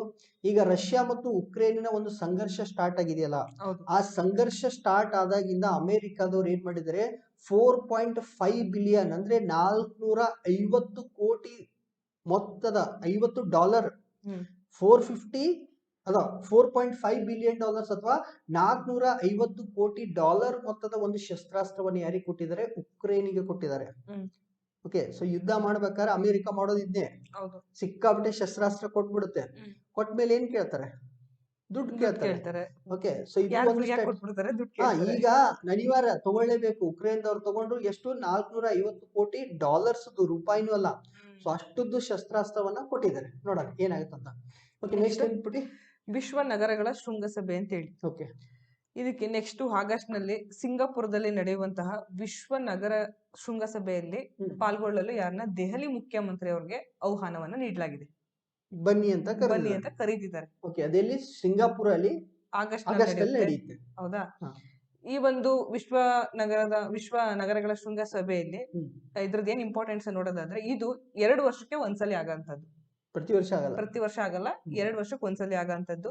ಸೊ ಈ ಒಂದು ಮೀಟಿಂಗ್ ಅಲ್ಲಿ ಅವ್ರು ಏನ್ ಡಿಸ್ಕಸ್ ಮಾಡ್ತಾರೆ ಅಂದ್ರೆ, ನಗರಗಳ ಆಡಳಿತ ಮತ್ತು ಅದರ ನಿರ್ವಹಣೆಗೆ ಸಂಬಂಧಪಟ್ಟಂತೆ ಈ ಮೀಟಿಂಗ್ ಅಲ್ಲಿ ಡಿಸ್ಕಸ್ ಮಾಡ್ತಾರೆ. ಸೊ ಹೆಂಗೆ ಅಡ್ಮಿನಿಸ್ಟ್ರೇಷನ್ ಮಾಡಬೇಕು, ಹೆಂಗೆ ಮ್ಯಾನೇಜ್ ಮಾಡಬೇಕು ಅನ್ನೋದನ್ನ ಈ ಒಂದು ಮೀಟಿಂಗ್ ಅಲ್ಲಿ ಡಿಸ್ಕಸ್ ಮಾಡ್ತಾರೆ. ಇದನ್ನ ಯಾರು ಆಯೋಜನೆ ಮಾಡ್ತಾರೆ ಅನ್ನೋದು ನೋಡೋದಾದ್ರೆ, ಸಿಂಗಾಪುರದ ಸೆಂಟರ್ ಫಾರ್ ಲಿವಬಲ್ ಸಿಟೀಸ್ ಮತ್ತು ಅರ್ಬನ್ ರೀಡೆವಲಪ್ಮೆಂಟ್ ಅಥಾರಿಟಿ ಅವರು ಈ ಒಂದು ಶೃಂಗಸಭೆನ ಆಯೋಜನೆ ಮಾಡ್ತಾರೆ. ಎಲ್ಲಿ ಅಂತಂದ್ರೆ ಸಿಂಗಾಪುರಲ್ಲಿ. ಓಕೆ, ಸೊ ಈಗ ಇದು ಫಸ್ಟ್ ಆಫ್ ಆಲ್ 2 ವರ್ಷಕ್ಕೊಮ್ಮೆ ನಡೆಯೋದು. ಹೌದು, ಸಿಂಗಾಪುರಲ್ಲಿ ನಡೆದು ಅದು ನಗರಗಳಿಗೆ ಸಂಬಂಧಪಟ್ಟಂತ ಒಂದು ವಿಶ್ವಗಳ ಶೃಂಗಸಭೆ. ಹೌದಾ? ಈಗ ಈ ದೆಹಲಿ ಮುಖ್ಯಮಂತ್ರಿಗಳಿಗೆ ಏನಾದ್ರೂ ಇದು ಆಹ್ವಾನ ಬರ್ಲಿಲ್ಲ ಅಂತಾರೆ, ನಮ್ಮ ನ್ಯೂಸ್ ಅಲ್ಲಿ ಬರ್ತಿರಲಿಲ್ಲ. ಹೌದು, ಸೊ ಅದಕ್ಕೆ 2 ವರ್ಷಕ್ಕೊಮ್ಮೆ ನಡೆಯುತ್ತೆ. ಮತ್ತು ನಮ್ಮ ದೇಶದ ಮುಖ್ಯಮಂತ್ರಿಗಳಿಗೆ ಆಹ್ವಾನ ಬಂದಿದೆ ಅಂದ್ರೆ ನಾವು ಇಷ್ಟ ಅರ್ಥ ಮಾಡ್ಕೊಂಡ್ರೆ ಸಾಕು. ಓಕೆ, ಸೊ ಅದಾದ್ಮೇಲೆ ಪುಟಿ ಈಗ ಪರ್ಮನೆಂಟ್ ಇಂಡಸ್ ಕಮಿಷನ್ ಅಂತ ಹೇಳಿ. ಸೊ ಈ ಸಿಂಧೂ ನದಿ ವಿವಾದ ಇದೆ, ಇಲ್ಲಿ ನೋಡ್ತಾ ಇದೀವಿ. ಈ ಕಡೆ ನಮ್ಮ ಭಾರತ ಇದೆ, ಆ ಕಡೆ ಪಾಕಿಸ್ತಾನ ಇದೆ. ಸೊ ಎರಡರ ನಡುವೆ ಹರಿಯುವಂತ ಒಂದು ನದಿ ಸಿಂಧೂ ನದಿ, ಅದ್ರ ಉಪನದಿಗಳೆಲ್ಲ ಹರಿಯುತ್ತಿರೋದನ್ನ ಇಲ್ಲಿ ನೋಡ್ತಾ ಇದೀವಿ. ಸೊ ಇದಕ್ಕೆ ಸಂಬಂಧಪಟ್ಟಂತೆ ಒಂದು ಶಾಶ್ವತ ಸಿಂಧೂ ಸಮಿತಿಯನ್ನ ರಚನೆ ಮಾಡಿದ್ರು. ಈ ಸಮಿತಿ ಏನಾಗುತ್ತೆ, ಅವಾಗ ಮೀಟಿಂಗ್ ಅನ್ನ ಅಟೆಂಡ್ ಮಾಡ್ತಾನೆ ಇರ್ತೀವಿ. ಸೊ ಅಂತಹ ಒಂದು ಮೀಟಿಂಗ್ ಎಷ್ಟನೇದಾಯ್ತು, ಈಗ 118ನೇ ಒಂದು ಸಭೆಯನ್ನ ನಡೆಸಲಾಯ್ತು. ಸಭೆ ಅಂತಾನೆ ಇಲ್ಲಿ ಏನು ಅಷ್ಟು ಬೇರೆ ತರ ಇರಲ್ಲ, ಡಿಫೆನ್ಸ್ ತರ ಇರಲ್ಲ. ಸೊ ನಾರ್ಮಲ್ ಆಗಿ ಅವರು ಹೋದ್ರು, ಇವರು ಬಂದ್ರು, ನಾರ್ಮಲ್ ಆಗಿ ಶಾಂತಿಯುತವಾಗಿ ಮಾತಾಡಿ ಬಂದ್ರು. ಸೊ ಈಗ 118ನೇ ಒಂದು ಸಭೆ ನಡೀತಲ್ಲ, ಇದರ ಹಿನ್ನೆಲೆಯನ್ನ ನಾವು ಸ್ವಲ್ಪ ನೋಡೋಣ. ನ್ಯೂಸ್ ಅಲ್ಲಿ ಬಂದಿರೋದು ಇಷ್ಟೇ, ಇದು ನಡೀತು, ಇಬ್ರು ಏನ್ ಮಾಡಿದ್ರು, ಒಂದ್ ವರ್ಷದಲ್ಲಿ ಏನೇನಾಯ್ತು, ಮಾರ್ಚ್ 31ಕ್ಕೆ ಈಗ ಏನಾಗಿದೆ ಅಂತಂದ್ರೆ ಮಾರ್ಚ್ 31ಕ್ಕೆ ವರ್ಷ ಮುಗೀತಲ್ಲ, ಏನೇನಾಯ್ತು ಅಂತ ಹೇಳಿ ಸೈನ್ ಮಾಡಿ ಬಂದಿದ್ದಾರೆ ಅಷ್ಟೇ. ಸೊ ನ್ಯೂಸ್ ಅಲ್ಲಿ ಅಷ್ಟೇ ಇತ್ತು. ಬಟ್ ಇದನ್ನ ನಾವು ಹಿಂದೆ ಏನಾಯ್ತು ಅನ್ನೋದನ್ನ ನೋಡ್ಬೇಕು. ಸೊ ಏನಾಗುತ್ತೆ ಅಂದ್ರೆ, ಈಗ ನದಿಗಳು ನಾವು ನೋಡ್ತೀವಿ, ಕಾವೇರಿ ಆಗಿರ್ಬೋದು, ಓಕೆ, ಮಹದಾಯಿ ಆಗಿರ್ಬೋದು, ಬರೀ ರಾಜ್ಯಗಳ ನಡುವೆ ಏನಾಗುತ್ತೆ, ವಿವಾದಗಳಾಗುತ್ತೆ. ಇನ್ನು ದೇಶಗಳ ನಡುವೆ ನದಿ ಇರ್ತಂದ್ರೆ ಅದು ಇಂಡಿಯಾ ಪಾಕಿಸ್ತಾನ ಸುಮ್ನೆನಾ? ಅದಕ್ಕೆ ಫೈಟಿಂಗ್ ಅಂತೂ ಸ್ಟಾರ್ಟ್ ಆಗಿತ್ತು. ಯಾವ್ದನ್ನ ಕುರಿತು? ಸಿಂಧು ನದಿನ ಕುರಿತು. ಸೊ ಅವಾಗ ವಿಶ್ವಸಂಸ್ಥೆಯವರು ಮಧ್ಯಸ್ಥಿಕೆಯನ್ನ ವಹಿಸ್ತಾರೆ. ಅವ್ರು ಮಿಡ್ಲ್ ಅಲ್ಲಿ ಬರ್ತಾರೆ. ಎಷ್ಟಿದ್ರು ನಮಗೂ ಪಾಕಿಸ್ತಾನದವ್ರು ಸಾಲ ಯಾರು ಕೊಡ್ಬೇಕು? ವಿಶ್ವಸಂಸ್ಥೆಯವರು, ವಿಶ್ವ ಬ್ಯಾಂಕ್ ನವರು ಕೊಡ್ಬೇಕು, ವರ್ಲ್ಡ್ ಬ್ಯಾಂಕ್ ನವರು. ಸೊ ಅವಾಗ ವರ್ಲ್ಡ್ ಬ್ಯಾಂಕ್ ನವ್ರು ಏನ್ ಮಾಡ್ತಾರೆ ಅಂತಂದ್ರೆ, ಭಾರತ ಮತ್ತು ಪಾಕಿಸ್ತಾನ ಇಬ್ಬರಿಗೂ ಕರೆದು ಏನ್ ಮಾಡುತ್ತೆ, ಒಂದು ಒಪ್ಪಂದವನ್ನ ಮಾಡಿಸ್ತಾರೆ. ಯಾವಾಗ? 1960. ಓಕೆ. ಸೊ ಯಾವ ರೀತಿ ಒಪ್ಪಂದ ಅಂದ್ರೆ, ಇಲ್ಲಿ ಒಂದ್ ನಿಮಿಷ ನಾವು ಟೈಮ್ ಸ್ಪೆಂಡ್ ಮಾಡೋಣ. ಇಲ್ಲಿ ಏನೇನಿದೆ ಮೇಲ್ಗಡೆಯಿಂದ, ಓಕೆ. ಸೊ ಒಂದ್ ನಿಮಿಷ ಕಲರ್ ಚೇಂಜ್ ಮಾಡ್ಬಿಡ್ತೀನಿ. ಓಕೆ. ಸೊ ಈಗ ಇಲ್ಲಿ ಸಿಂಧೂ ನದಿ ಅಂತ ತೋರಿಸ್ತಾ ಇದೀವಿ. ಇದರ ಉಪನದಿಗಳು ಯಾವುದು? ಸಟ್ಲೇಜ್, ಬಿಯಾಸ್, ರಾವಿ, ಚೆನೇಬು, ಝೇಲಂ ಮತ್ತು ಇದು ಮುಖ್ಯವಾದಂತ ಇಂಡಸ್. ಅದನ್ನೇ ಫುಲ್ ಇಲ್ಲಿ ಹೋದ್ಮೇಲೆ ಅದನ್ನೇ ಇಂಡಸ್ ಅಥವಾ ಸಿಂಧು ಅಂತ ಹೇಳ್ತೀವಿ. ಸೊ ಈ ರೀತಿ ಉಪನದಿಗಳನ್ನ ನೋಡಿದ್ವಿ. ಇಲ್ಲಿ ಏನಾಗುತ್ತೆ, 1960ರಲ್ಲಿ ಸಿಂಧೂ ನದಿ ನೀರು ಹಂಚಿಕೆ ಒಪ್ಪಂದ ಅಂತ ಆಯ್ತು. ಯಾರ ಮಧ್ಯಸ್ಥಿಕೆಯಲ್ಲಿ? ವಿಶ್ವ ಬ್ಯಾಂಕ್ ಮಧ್ಯಸ್ಥಿಕೆಯಲ್ಲಿ ಮಾಡುತ್ತೆ. ಇಂಡಿಯಾ ಪಾಕಿಸ್ತಾನ ಇಬ್ರು ಸೈನ್ ಹಾಕಿದ್ರು. ಸೊ ಈ ಒಪ್ಪಂದದಲ್ಲಿ ನಾವ್ ಏನ್ ಮಾಡಿದೀವಿ ಅಂತಂದ್ರೆ, ಈ 1960ರ ಒಂದು ಒಪ್ಪಂದದ ಪ್ರಕಾರ ನಾವೇನ್ ಹೇಳಿದೀವಿ ಅಂದ್ರೆ, ಪೂರ್ವ ನದಿಗಳಾದ ರಾವಿ, ಸಟ್ಲೆಜ್ ಮತ್ತು ಬಿಯಾಸ್, ಬೀಸ್ ಆಗಿದೆ ಬಿಯಾಸ್. ಓಕೆ. ಸೊ ಈ ಮೂರು ನದಿ ರಾವಿ, ಸಟ್ಲೆಜ್ ಮತ್ತು ಬಿಯಾಸ್ ಅಂದ್ರೆ ಇಲ್ಲಿ ಪೂರ್ವದ ನದಿಗಳಂತಂದ್ರೆ, ಇಲ್ಲೊಂದು ರಾವಿ ಇದೆ, ಇಲ್ಲಿ ಬಿಯಾಸ್ ಇದೆ, ಸಟ್ಲೆಜ್ ಅಂದ್ರೆ ಇಲ್ಲಿವರೆಗಿನ ನದಿಗಳು ಪೂರ್ವದ ನದಿಗಳು ಅಂತ ಹೇಳ್ತೀವಿ. ಇವೆಲ್ಲ ಯಾರಿಗೆ ಸಂಬಂಧಪಟ್ಟಿದ್ದು? ಭಾರತಕ್ಕೆ ಸಂಬಂಧಪಟ್ಟಿದ್ದು. ಯಾವ್ದ್ರ ಪ್ರಕಾರ? ಈ ಒಪ್ಪಂದದ ಪ್ರಕಾರ 1960ರ ಸಿಂಧೂ ನೀರು ಹಂಚಿಕೆ ಒಪ್ಪಂದದ ಪ್ರಕಾರ ರಾವಿದಾಗ್ಲಿ, ಸಟ್ಲೆಜ್ ಆಗ್ಲಿ, ಬಿಯಾಸ್ ಮೇಲೆ ಇರುವಂತಹ ಎಲ್ಲಾ ಸಂಪೂರ್ಣ ಹಕ್ಕು ಯಾರದಕ್ಕಿದೆ? ಭಾರತಕ್ಕೆ ಇದೆ. ಪೂರ್ವ ನದಿಗಳಂತ ಹೇಳ್ತೀವಿ. ಇನ್ನು ಪಶ್ಚಿಮ ನದಿಗಳು ಅಂತಂದ್ರೆ ಉಳಿದಿದ್ ಮೂರು ಯಾವುದು? ಸಿಂಧು, ಝೇಲಂ, ಚೆನಾಬ್. ಈಗ ಸಿಂಧು, ಚೆನಾಬ್, ಝೇಲಂ, ಇದು ಇಲ್ಲಿ ಈ ಲೈನ್ ದಾಟಿದ್ಮೇಲೆ ಏನ್ ಬರ್ತಲ್ಲ ಆ ಮೂರು, ಸಿಂಧು, ಝೇಲಂ ಮತ್ತು ಚೆನಾಬ್, ಈ ಮೂರು ನದಿಗಳು ಯಾವ್ದು ಸೇರಿದ್ದು? ಪಾಕಿಸ್ತಾನಕ್ಕೆ ಸೇರಿದ್ದು ಅಂತ ತೀರ್ಪನ್ನ ಕೊಟ್ರು.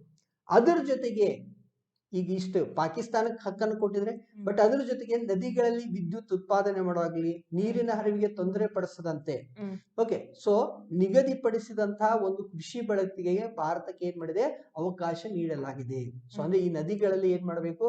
ನೀರನ್ನ ಸ್ಟೋರ್ ಮಾಡುವಂತಿಲ್ಲ. ಓಕೆ.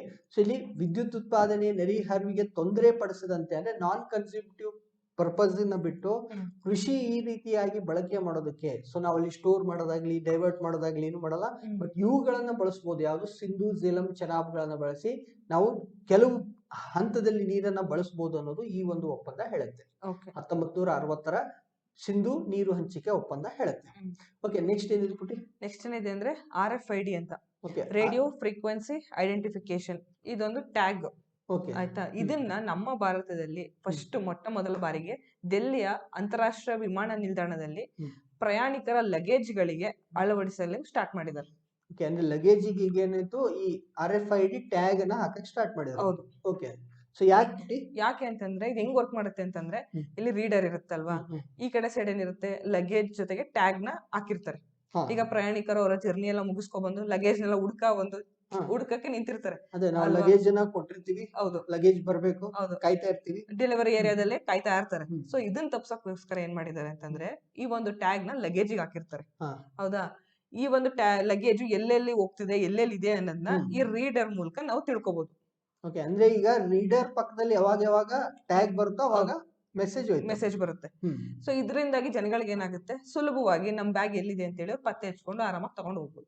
ಅಂದ್ರೆ ಈಗ ನಾವು ವಿಮಾನ ಪ್ರಯಾಣ ಮಾಡುವಾಗ ಮಾತ್ರ, ಹೌದು, ಈ ನಮ್ ಬ್ಯಾಗಿಗೆ ಅವರು ಒಂದು ಟ್ಯಾಗ್ ಕೊಟ್ರು, ಅದ್ಯಾವುದು? RFID tag, radio frequency identification tag. So tag ಅನ್ನ ರೀಡ್ ಮಾಡೋದು ಯಾವುದು? ಈ ಒಂದು ರೀಡರ್. ಅಲ್ಲಿ ರೇಡಿಯೋ ವೇವ್ಸ್ ಮೂಲಕ ಇದು ಅದನ್ನ ತಿಳ್ಕೊಂಡು, ಸೊ ತಿಳ್ಕೊಂಡು ಏನ್ ಮಾಡ್ತಿದೆ, ಇದು ಕೆಲಸ ಮಾಡೋದಕ್ಕೆ ಸ್ಟಾರ್ಟ್ ಮಾಡುತ್ತೆ. ಸೊ ಇದರಿಂದ ಬ್ಯಾಗ್ ಸಿಗುತ್ತಂತ. ಸೊ ಪುಟ್ಟಿ ಇನ್ನೊಂದು ಗೊತ್ತಾ ನಿನ್ಗೆ, ಈಗ ನಾವು ಫಾಸ್ಟ್ ಟ್ಯಾಗ್ ಅಂತ ಹೇಳ್ತೀವಲ್ಲ, ಹೌದು, ಈಗ ಕಾರು ವೆಹಿಕಲ್. ಈಗ ನಮ್ ಟೋಲ್ ಸೆಂಟರ್ ಅಲ್ಲೆಲ್ಲ ಫಾಸ್ಟ್ಯಾಗ್ ಅಂತ ಮೇಲೊಂದು ಸ್ಟಿಕ್ಕರ್ ಅಂಟಿಸಿರ್ತವಲ್ಲ, ಹೌದೌದು. ಅದು ಇದೇ ತರ ಕೆಲಸ ಮಾಡುತ್ತೆ. ಓ, ಸೊ ಈಗ ಏನ್ ನಾವು ಹಚ್ಚಿರ್ತೀವಲ್ಲ, ಈ ಫಾಸ್ಟ್ಯಾಗ್ ಅಲ್ಲಿ ಕೂಡ infrared frequency identification, sorry infrared radio radio frequency identification ಅಂತ ಹೇಳಿ ಒಂದು ಸ್ಟಿಕ್ಕರ್ ಅನ್ನ ಅಂಟಿಸಿರ್ತೀವಿ. ಓಕೆ. ನಾವು ಯಾವಾಗ ಆ ಟೋಲ್ ಮುಂದೆ ಹೋಗ್ತೀವಲ್ಲ, ಆ ರೀಡರ್ ಏನ್ ಮಾಡುತ್ತೆ, ನಮ್ಮ ನಂಬರ್ ಅಥವಾ ಇದಕ್ಕೆ ಸಂಬಂಧಪಟ್ಟಿದ್ದ ಅಕೌಂಟ್ ಇಂದ ದುಡ್ಡು ಕಟ್ ಮಾಡುತ್ತೆ. ಓಕೆ. ಇಷ್ಟೇ, ಇದು ಬಂತು. ಈಗ ಒಂದ್ಸಾರಿ ನಾವು ವೆಹಿಕಲ್ ಅಂತ ಹೋಗಿದ್ಮೇಲೆ ಈ ವೆಹಿಕಲ್ ಬಂತು, ಬಂದಿದ್ದು ಹೆಂಗ್ ಗೊತ್ತಾಯ್ತು, ರೀಡರ್ ಮುಂದೆ ನಾವೇನ್ ಮಾಡ್ತಾ ಇದೀವಿ, ಈ ಟ್ಯಾಗ್ ಅನ್ನ ಹಾಕಿದೀವಿ. ಸೊ ಅದೇ ತರ ಇದನ್ನ ಏರ್ಪೋರ್ಟ್ ಅಲ್ಲಿ ಫಸ್ಟ್ ಟೈಮ್ ಇದನ್ನ ಯೂಸ್ ಮಾಡ್ತಿದಾರೆ ಅಂತ ಡೆಲ್ಲಿ ಅಂತಾರಾಷ್ಟ್ರೀಯ ವಿಮಾನ ನಿಲ್ದಾಣದಲ್ಲಿ ನೋಡಬಹುದು. ಸೊ ಈಗ ನೆಕ್ಸ್ಟ್ ನೋಡೋದ್ ಪುಟಿ, ಶೂನ್ಯ ನೆರಳಿನ ದಿವಸ ಅಂತ ಹೇಳಿ. ಶೂನ್ಯ ನೆರಳಿನ ದಿವಸ ಅಂದ್ರೆ ಏನಿಲ್ಲ ಪುಟಿ, ಮಧ್ಯಾಹ್ನ ನೀನು ಹೇಳ್ತೀಯ, ಎಷ್ಟು ಗಂಟೆಗೆ ಹೇಳ್ತೀಯ, 12 ಗಂಟೆಗೆ ಹೇಳ್ತೀಯ. ಎದ್ದು 12 ಗಂಟೆ ಸೂರ್ಯ ಎಲ್ಲಿ ಇರ್ಬೇಕು, ನೆತ್ತಿ ಮೇಲೆ. ಸೊ ನೆತ್ತಿ ಮೇಲೆ ಸೂರ್ಯ ಇದ್ದಾಗ ನೀನು ಹಿಂಗ್ ನಿಂತೆ ಅಂತ ಅನ್ಕೋ, ಸೂರ್ಯ ಮೇಲಿದ್ದ. ಸೊ ಅವಾಗ ನಿನ್ನ ನೆರಳೆ ಕಾಣಿಸ್ಬಾರ್ದು. ಹೌದು, ಅಂತ ದಿವಸಕ್ಕೆ ನಾವೇನಂತ ಹೇಳ್ತೀವಿ, ಶೂನ್ಯ ನೆರಳಿನ ದಿವಸ ಅಂತ. ಬೇಕಿದ್ರೆ ನಾಳೆ 12ಕ್ಕೆ ನಾವು ಎದ್ದು ಹೊರಗಡೆ ಹೋಗಿ ನೋಡಿದ್ರೆ ಸ್ವಲ್ಪ ಇಲ್ಲ ಸ್ವಲ್ಪ ಆ ಕಡೆ ಈ ಕಡೆ ನೆರಳು ಬಂದೇ ಬಂದಿರುತ್ತೆ. ಸೊ ವರ್ಷದಲ್ಲಿ ನೀವೆಲ್ಲೇ ಇರಿ, ವರ್ಷದಲ್ಲಿ ಒಂದು ದಿವಸ ನಾವೇನ್ ಮಾಡ್ತಿದ್ವಿ, ನಮಗೆ ನೆರಳು ಕೆಳಗ್ ಬೀಳಲ್ಲ, ಸಾರಿ ನಮಗೆ ನೆರಳು ಆ ಕಡೆ ಈ ಕಡೆ ಎಲ್ಲೂ ಬೀಳಲ್ಲ. ಸೊ ನೆರಳೇ ಇಲ್ಲದಂತಹ ಒಂದು ದಿವಸ, ನೆರಳಿಲ್ಲ ಅಂತಂದ್ರೆ ಏನಿರುತ್ತೆ, ನಮ್ಮ ಬಾಡಿ ಮೇಲೆ ಕರೆಕ್ಟ್ ಆಗಿ ಮೇಲೆ ಏನಿರ್ತದೆ, ಸೂರ್ಯ ಇರ್ತಾನೆ. ಸೊ ಆ ಒಂದು ದಿವಸವನ್ನ ಶೂನ್ಯ ನೆರಳಿನ ದಿವಸ ಅಂತ ಕರಿತೀವಿ, ಅಥವಾ ಝೀರೋ ಶಾಡೋ ಡೇ ಅಂತ. ಸೊ ಇಂಥ ಒಂದು ದಿವಸ ಬೆಂಗಳೂರಲ್ಲಿ ಯಾವಾಗಾಗಿತ್ತು, ಏಪ್ರಿಲ್ 24 ಮುಂದೆ ಜೂನ್ 5ನೇ ತಾರೀಕು ಕಲ್ಕತ್ತಾದಲ್ಲಿ ಇದು ಸಂಭವಿಸಲಿದೆ. ಓಕೆ, ಸಪೋಸ್ ಈಗ ಏಪ್ರಿಲ್ 24ಕ್ಕೆ ನೀವು ಬೆಂಗಳೂರಲ್ಲಿ ಇದ್ರಿ, ಬೆಂಗಳೂರಲ್ಲಿ ಮೇಲೆ 12 ಗಂಟೆಗೆ ಹೋಗಿ ನಿಂತ್ರೆ ನಿಮ್ ಕೆಳಗಡೆ ಏನಾಗ್ತಿರ್ಲಿಲ್ಲ, ಸೂರ್ಯನ ಒಂದು ಬೆಳಕಿನಿಂದ ನೆರಳು ಆಗ್ತಿರ್ಲಿಲ್ಲ. ಯಾಕಂದ್ರೆ ಸೂರ್ಯ ಎಕ್ಸಾಕ್ಟ್ ಆಗಿ ಎಲ್ಲಿದ್ದ, ನಿಮ್ಮ ತಲೆ ಮೇಲೆ ಇದ್ದ. ಈಗ ಜೂನ್ 5ಕ್ಕೆ ನಾವು ಕೋಲ್ಕತ್ತಾಕ್ಕೆ ಹೋದ್ರೆ ಏನಾಗುತ್ತೆ, ಅಲ್ಲಿ ಸೂರ್ಯ ನಮ್ಮ ನೆತ್ತಿ ಮೇಲೆ ಬಂದಿರ್ತಾರೆ. ಸೊ ಇದು ಯಾಕೆ ಆಗತ್ತೆ ಅನ್ನೋದನ್ನ ಸ್ವಲ್ಪ ನಾವು ನೋಡಿದ್ರೆ ಏನಾಗುತ್ತೆ, ಈಗ ಸೂರ್ಯ ಅನ್ನೋದು, ಸೂರ್ಯ ಈ ರೀತಿ ಮೂವ್ಮೆಂಟ್ ಅಂತ ತೋರಿಸ್ತೀವಿ. ಆಕ್ಚುಲಿ ಸೂರ್ಯ ಮೂವ್ಮೆಂಟ್ ಆಗಲ್ಲ, ನಾವು ಜಾಗ್ರಫಿದಲ್ಲಿ ನೋಡ್ತೀವಿ ಸೀಸನ್ ಚೇಂಜ್ ಆಗೋದು ಅದು ಇದಂತ. ಬಟ್ ಈಗ ಎಷ್ಟು ಸಾಧ್ಯ ಆಗುತ್ತೋ ಅಷ್ಟು ಎಕ್ಸ್ಪ್ಲೇನ್ ಮಾಡ್ತೀನಿ. ಸೊ ಈಗ ಸೂರ್ಯ ಏನಂತಂದ್ರೆ, ಈಗ ನಾವು ಚಳಿಗಾಲ ಅಂತ ಹೇಳ್ತೀವಲ್ಲ ಪುಟಿ, ಚಳಿಗಾಲ ಅಂತಂದ್ರೆ ಡಿಸೆಂಬರ್ 21ಕ್ಕೆ ಇಲ್ಲಿ ಬಂದ. ಯಾವ್ದಿದು, ಟ್ರಾಪಿಕ್ ಆಫ್ ಕ್ಯಾಪ್ರಿಕಾರ್ನ್ ಅಥವಾ ಮಕರ ಸಂಕ್ರಾಂತಿ ವೃತ್ತದ ಮೇಲೆ ಬಂದ. ನಾವು ಚಳಿಗಾಲದಿಂದ ಸ್ಟಾರ್ಟ್ ಮಾಡೋಣ. ಡಿಸೆಂಬರ್ 21ಕ್ಕೆ ಎಲ್ಲಿದ್ದ, ಇಲ್ಲಿದ್ದ, ಮಕರ ಸಂಕ್ರಾಂತಿ ವೃತ್ತದ ಮೇಲಿದ್ದ. ಮುಂದೆ ಇಲ್ಲಿಂದ ಡಿಸೆಂಬರ್ ಆಯ್ತು, ಜನವರಿ, ಫೆಬ್ರವರಿ, ಮಾರ್ಚ್, ಇಲ್ಲಿ ಮಾರ್ಚ್ ಆಯ್ತು. ಮಾರ್ಚಿಗೆ ಎಲ್ಲಿ ಬಂತ ಅಂತಂದ್ರೆ ಸಮಭಾಜಿಕ ವೃತ್ತದ ಮೇಲೆ ಬಂದ, ಇಕ್ವೇಟರ್ ಮೇಲೆ ಬಂದ. ಸೊ ಅಂದ್ರೆ ಮಾರ್ಚ್ 21ಕ್ಕೆ ನೀವೇನಾದ್ರೂ ಸಮಭಾಜಿಕ ವೃತ್ತದ ಮೇಲೆ ಹೋದ್ರೆ ಅವತ್ತೇನಾಗುತ್ತೆ, ಅಲ್ಲಿ ಶೂನ್ಯ ನೆರಳಿನ ದಿವಸ ಆಗುತ್ತೆ. ಮುಂದೆ ಹಂಗೆ ಮೇಲ್ ಬಂದು ಜೂನ್ 21ಕ್ಕೆ ಎಲ್ಲಿ ಬರ್ತಾನೆ, ಈ ಕರ್ಕಾಟಕ ಸಂಕ್ರಾಂತಿ ವೃತ್ತಕ್ಕೆ ಬರ್ತಾನೆ. ಅವತ್ತು ನೀವೇನಾದ್ರೂ ಈ ಒಂದು ರೇಖಾಂಶ 23ವರೆ ರೇಖಾಂಶದ ಕೆಳಗಡೆ ಎಲ್ಲಾದ್ರೂ ಹೋದ್ರೆ ಅವತ್ತು ನಿಮಗೇನು ಶೂನ್ಯ ನೆರಳಿನ ದಿವಸ ಆಗುತ್ತೆ. ಅಲ್ಲಿಗೆ ಹೋದ ತಕ್ಷಣ ಮತ್ತೆ ಸೂರ್ಯ ಎಲ್ಲಿ ಬರಕ್ ಸ್ಟಾರ್ಟ್ ಮಾಡಿದ, ಕೆಳಗಡೆ ಬರಕ್ ಸ್ಟಾರ್ಟ್ ಮಾಡಿದ. ಸೆಪ್ಟೆಂಬರ್ 21ಕ್ಕೆ ಏನಾಗುತ್ತೆ, ಮತ್ತೆ ವಾಪಸ್ ಏನಾಯ್ತು, ಇಕ್ವೇಟರ್ ಅಥವಾ ಸಮಭಾಜಿಕ ವೃತ್ತಕ್ಕೆ ಬಂದ. ಮತ್ತೆ ಹಂಗೆ ಬಂದಂಗೆ ಮತ್ತೆ ಡಿಸೆಂಬರ್. ಸೊ ಸೂರ್ಯನ್ ಮಾಡೋ ಕೆಲಸ ಇಲ್ಲ, ಒಂದ್ಸಾರಿ ಹಿಂಗ್ ಹೋಗಿ ಬರೋದು. 2 ಬಾರಿ ಸೂರ್ಯ ಏನ್ ಮಾಡ್ತಾನೆ, ಈ ಇದ್ರ ಮೇಲೆ ಇಕ್ವೇಟರ್ ಮೇಲೆ ಬರ್ತಾನೆ. ಇಕ್ವೇಟರ್ ಅಪ್ಪ ಅಂತಂದ್ರೆ ಸಮಭಾಜಿಕ ವೃತ್ತದ ಮೇಲೆ ಬರ್ತಾನೆ. ಒಂದ್ಸಾರಿ ಜೂನ್ 21ಕ್ಕೆ 23ವರೆ ಉತ್ತರ ರೇಖಾಂಶಕ್ಕೆ ಹೋಗ್ತಾನೆ. ಕೆಳಗಡೆ ಯಾವಾಗ, ಡಿಸೆಂಬರ್ 21ಕ್ಕೆ ಏನು 23ವರೆ ದಕ್ಷಿಣ, ಇದನ್ನ ಏನಂತ ಹೇಳ್ತೀವಿ, ಅಕ್ಷಾಂಶ. ಸಾರಿ ರೇಖಾಂಶ ಅಂದ್ರೆ ಅಕ್ಷಾಂಶ, ಅಥವಾ ಇದನ್ನ ಏನಂತ ಹೇಳ್ತೀವಿ, ಲ್ಯಾಟಿಟ್ಯೂಡ್ ಮೇಲೆ ಅವನು ಬರ್ತಾನೆ. ಸೊ ಇದಕ್ಕೆ ನಾವೇನಂತ ಹೇಳ್ತೀವಿ, ಶೂನ್ಯ ನೆರಳಿನ ದಿನಗಳು ಅಂತ. ಸೊ ಇದು ಪ್ರತಿ ಪ್ಲೇಸ್ಗೆ ಡಿಫ್ರೆಂಟ್ ಆಗಿರುತ್ತೆ. ಈಗ ಬೆಂಗಳೂರಿಗೆ ಏನಾಯ್ತು, ಏಪ್ರಿಲ್ 24, ಜೂನ್ 5ಕ್ಕೆ ಎಲ್ಲಾಗುತ್ತೆ, ಕಲ್ಕತ್ತಾದಲ್ಲಿ ಆಗುತ್ತೆ. ಸೊ ಇದ್ರ ಬಗ್ಗೆ ಸ್ವಲ್ಪ ಗೊತ್ತಿರ್ಲಿ ಅಂತ ನಾನು ಹೇಳಿದೆ. ಸೊ ನೆಕ್ಸ್ಟ್ ಏನಿದೆ ಪುಟಿ, ನೆಕ್ಸ್ಟ್ ಏನಿದೆ ಅಂದ್ರೆ ಮಾರ್ಟಿನ್ ಎನೆಲ್ಸ್ ಪ್ರಶಸ್ತಿ ಅಂತ ಹೇಳಿ. ಈ ಒಂದು ಪ್ರಶಸ್ತಿನ ಯಾರಿಗೆ ಕೊಟ್ಟರು ಅನ್ನೋದನ್ನ ನೋಡೋಣ. ಮಾರ್ಟಿನ್ ಎನೆಲ್ ಪ್ರಶಸ್ತಿ, ಕ್ರೈಸ್ತ ಪಾದ್ರಿ ಆದಂತಹ ಫಾದರ್ ಸ್ಟಯಾನ್ ಸ್ವಾಮಿ ಅವರಿಗೆ ಮರಣೋತ್ತರವಾಗಿ ಮಾರ್ಟಿನ್ ಎನೆಲ್ಸ್ ಪ್ರಶಸ್ತಿನ ಘೋಷಣೆ ಮಾಡಲಾಗಿದೆ. ಸೊ ಈಗ ಇವರು ಕ್ರೈಸ್ತ ಪಾದ್ರಿ, ಸ್ಟಯಾನ್ ಸ್ವಾಮಿ. ಯಾರು ಪುಟಿ ಸ್ಟಯಾನ್ ಸ್ವಾಮಿ? ಸ್ಟಯಾನ್ ಸ್ವಾಮಿ ಯಾರಂತಂದ್ರೆ ಇವರು ಬುಡಕಟ್ಟು ಜನಾಂಗದ ಒಂದು ಏಳಿಗೆಗೆ ಶ್ರಮಿಸಿದವರು ಅಂತ ಹೇಳ್ಬೋದು. ಅದೇ ಆದಿವಾಸಿಗಳ ಹೋರಾಟ. ಈ ಒಂದು ಪ್ರಶಸ್ತಿನ ಮಾನವ ಹಕ್ಕುಗಳ ಹೋರಾಟಗಾರರ ನೊಬೆಲ್ ಪ್ರಶಸ್ತಿ ಅಂತ ಹೇಳಿ ಪರಿಗಣಿಸಿದ್ದಾರೆ. ಓಕೆ, ಅಂದ್ರೆ ಹ್ಯೂಮನ್ ರೈಟ್ಸ್ ಬಗ್ಗೆ ಏನು ಕೆಲಸ ಮಾಡ್ತಾರಲ್ಲ ಅವರಿಗೆ ಒಂದು ನೊಬೆಲ್ ಸಮಾನ ಆಗಿರೋದು ಹೌದು, ಯಾವುದು ಮಾರ್ಟಿನ್ ಮಾರ್ಟಿನ್ ಎನೆಲ್ ಎನೆಲ್ಸ್ ಅಂತ. ಪ್ರಶಸ್ತಿ ಓಕೆ, ಅನ್ನುವಂಥದ್ದು. ಹಾ. ಸೊ ಇವ್ರ ಜೊತೆಗೆ ಇವರ ಒಂದು ಸಾಲಿನಲ್ಲಿ ಇನ್ನ ಕೆಲವು ಜನರಿಗೆ ಕೊಡ್ತಿದ್ದಾರೆ. ಅಂದ್ರೆ ಸ್ಟೇಯನ್ ಸ್ವಾಮಿ ಜೊತೆಗೆ ಬೇರೆಯವ್ರಿಗೂ ಕೊಟ್ಟರು. ಹೌದು, ನೋಡೋಣ ಯಾರ್ಯಾರು ಕೊಟ್ಟಿದ್ದಾರೆ ಅಂತ ಹೇಳಿ. ಬುರ್ಕಿನಾ ಫಾಸೋದಿಂದ ದೌಡಾ ಡಿಯಲ್ಲೋ ಅವ್ರಿಗೆ ಕೊಟ್ಟಿದ್ದಾರೆ. ಮತ್ತೆ ವಿಯೆಟ್ನಾಂನಿಂದ ಫಾಮ್ ಡೋನ್ ಟ್ರಾಂಗ್ ಮತ್ತು ಬ್ರಹನ್ ನಿಂದ ಅಬ್ದುಲ್ ಹಾದಿ ಅಲ್ ಕವಾಜಾ ಇವರ ಒಂದು ಜನರಿಗೆ ಇದನ್ನ ಕೊಟ್ಟಿದ್ದಾರೆ. ಓಕೆ, ಸೊ ಈಗ ಮಾರ್ಟಿನ್ ಎನೆಲ್ಸ್ ಅನ್ನೋದೇನು, ಇದು ಹೋರಾಟಗಾರರು, ಮಾನವ ಹಕ್ಕುಗಳಿಗೆ ಹೋರಾಟ ಮಾಡುವವರಿಗೆ ನೊಬೆಲ್ ಪ್ರಶಸ್ತಿ ಇದ್ದಂಗೆ. ಹೌದು, ಅದನ್ನ ನಮ್ಮ ದೇಶದ ಒಬ್ಬ ಕ್ರೈಸ್ತ ಪಾದ್ರಿಯಾದಂತ ಸ್ಟಿಯಾನ್ ಸ್ವಾಮಿ ಅವರಿಗೆ ಕೊಟ್ರು ಅಂತ ನೋಡಿದ್ವಿ. ಓಕೆ, ಸೊ ಇವ್ರ ಜೊತೆಗೆ ಮತ್ತೆ ಬೇರೆ ಬೇರೆ ಜನರಿಗೆ ಕೊಡ್ತಿದ್ರೆ. ಇಲ್ಲಿ ಇನ್ನೊಂದು ನಾವು ಮಿಸ್ ಮಾಡಿದ್ವಿ, ಏನಂತಂದ್ರೆ ಮಾರ್ಟಿನ್ ಎನೆಲ್ಸ್ ಅಂದ್ರೆ ಯಾರು?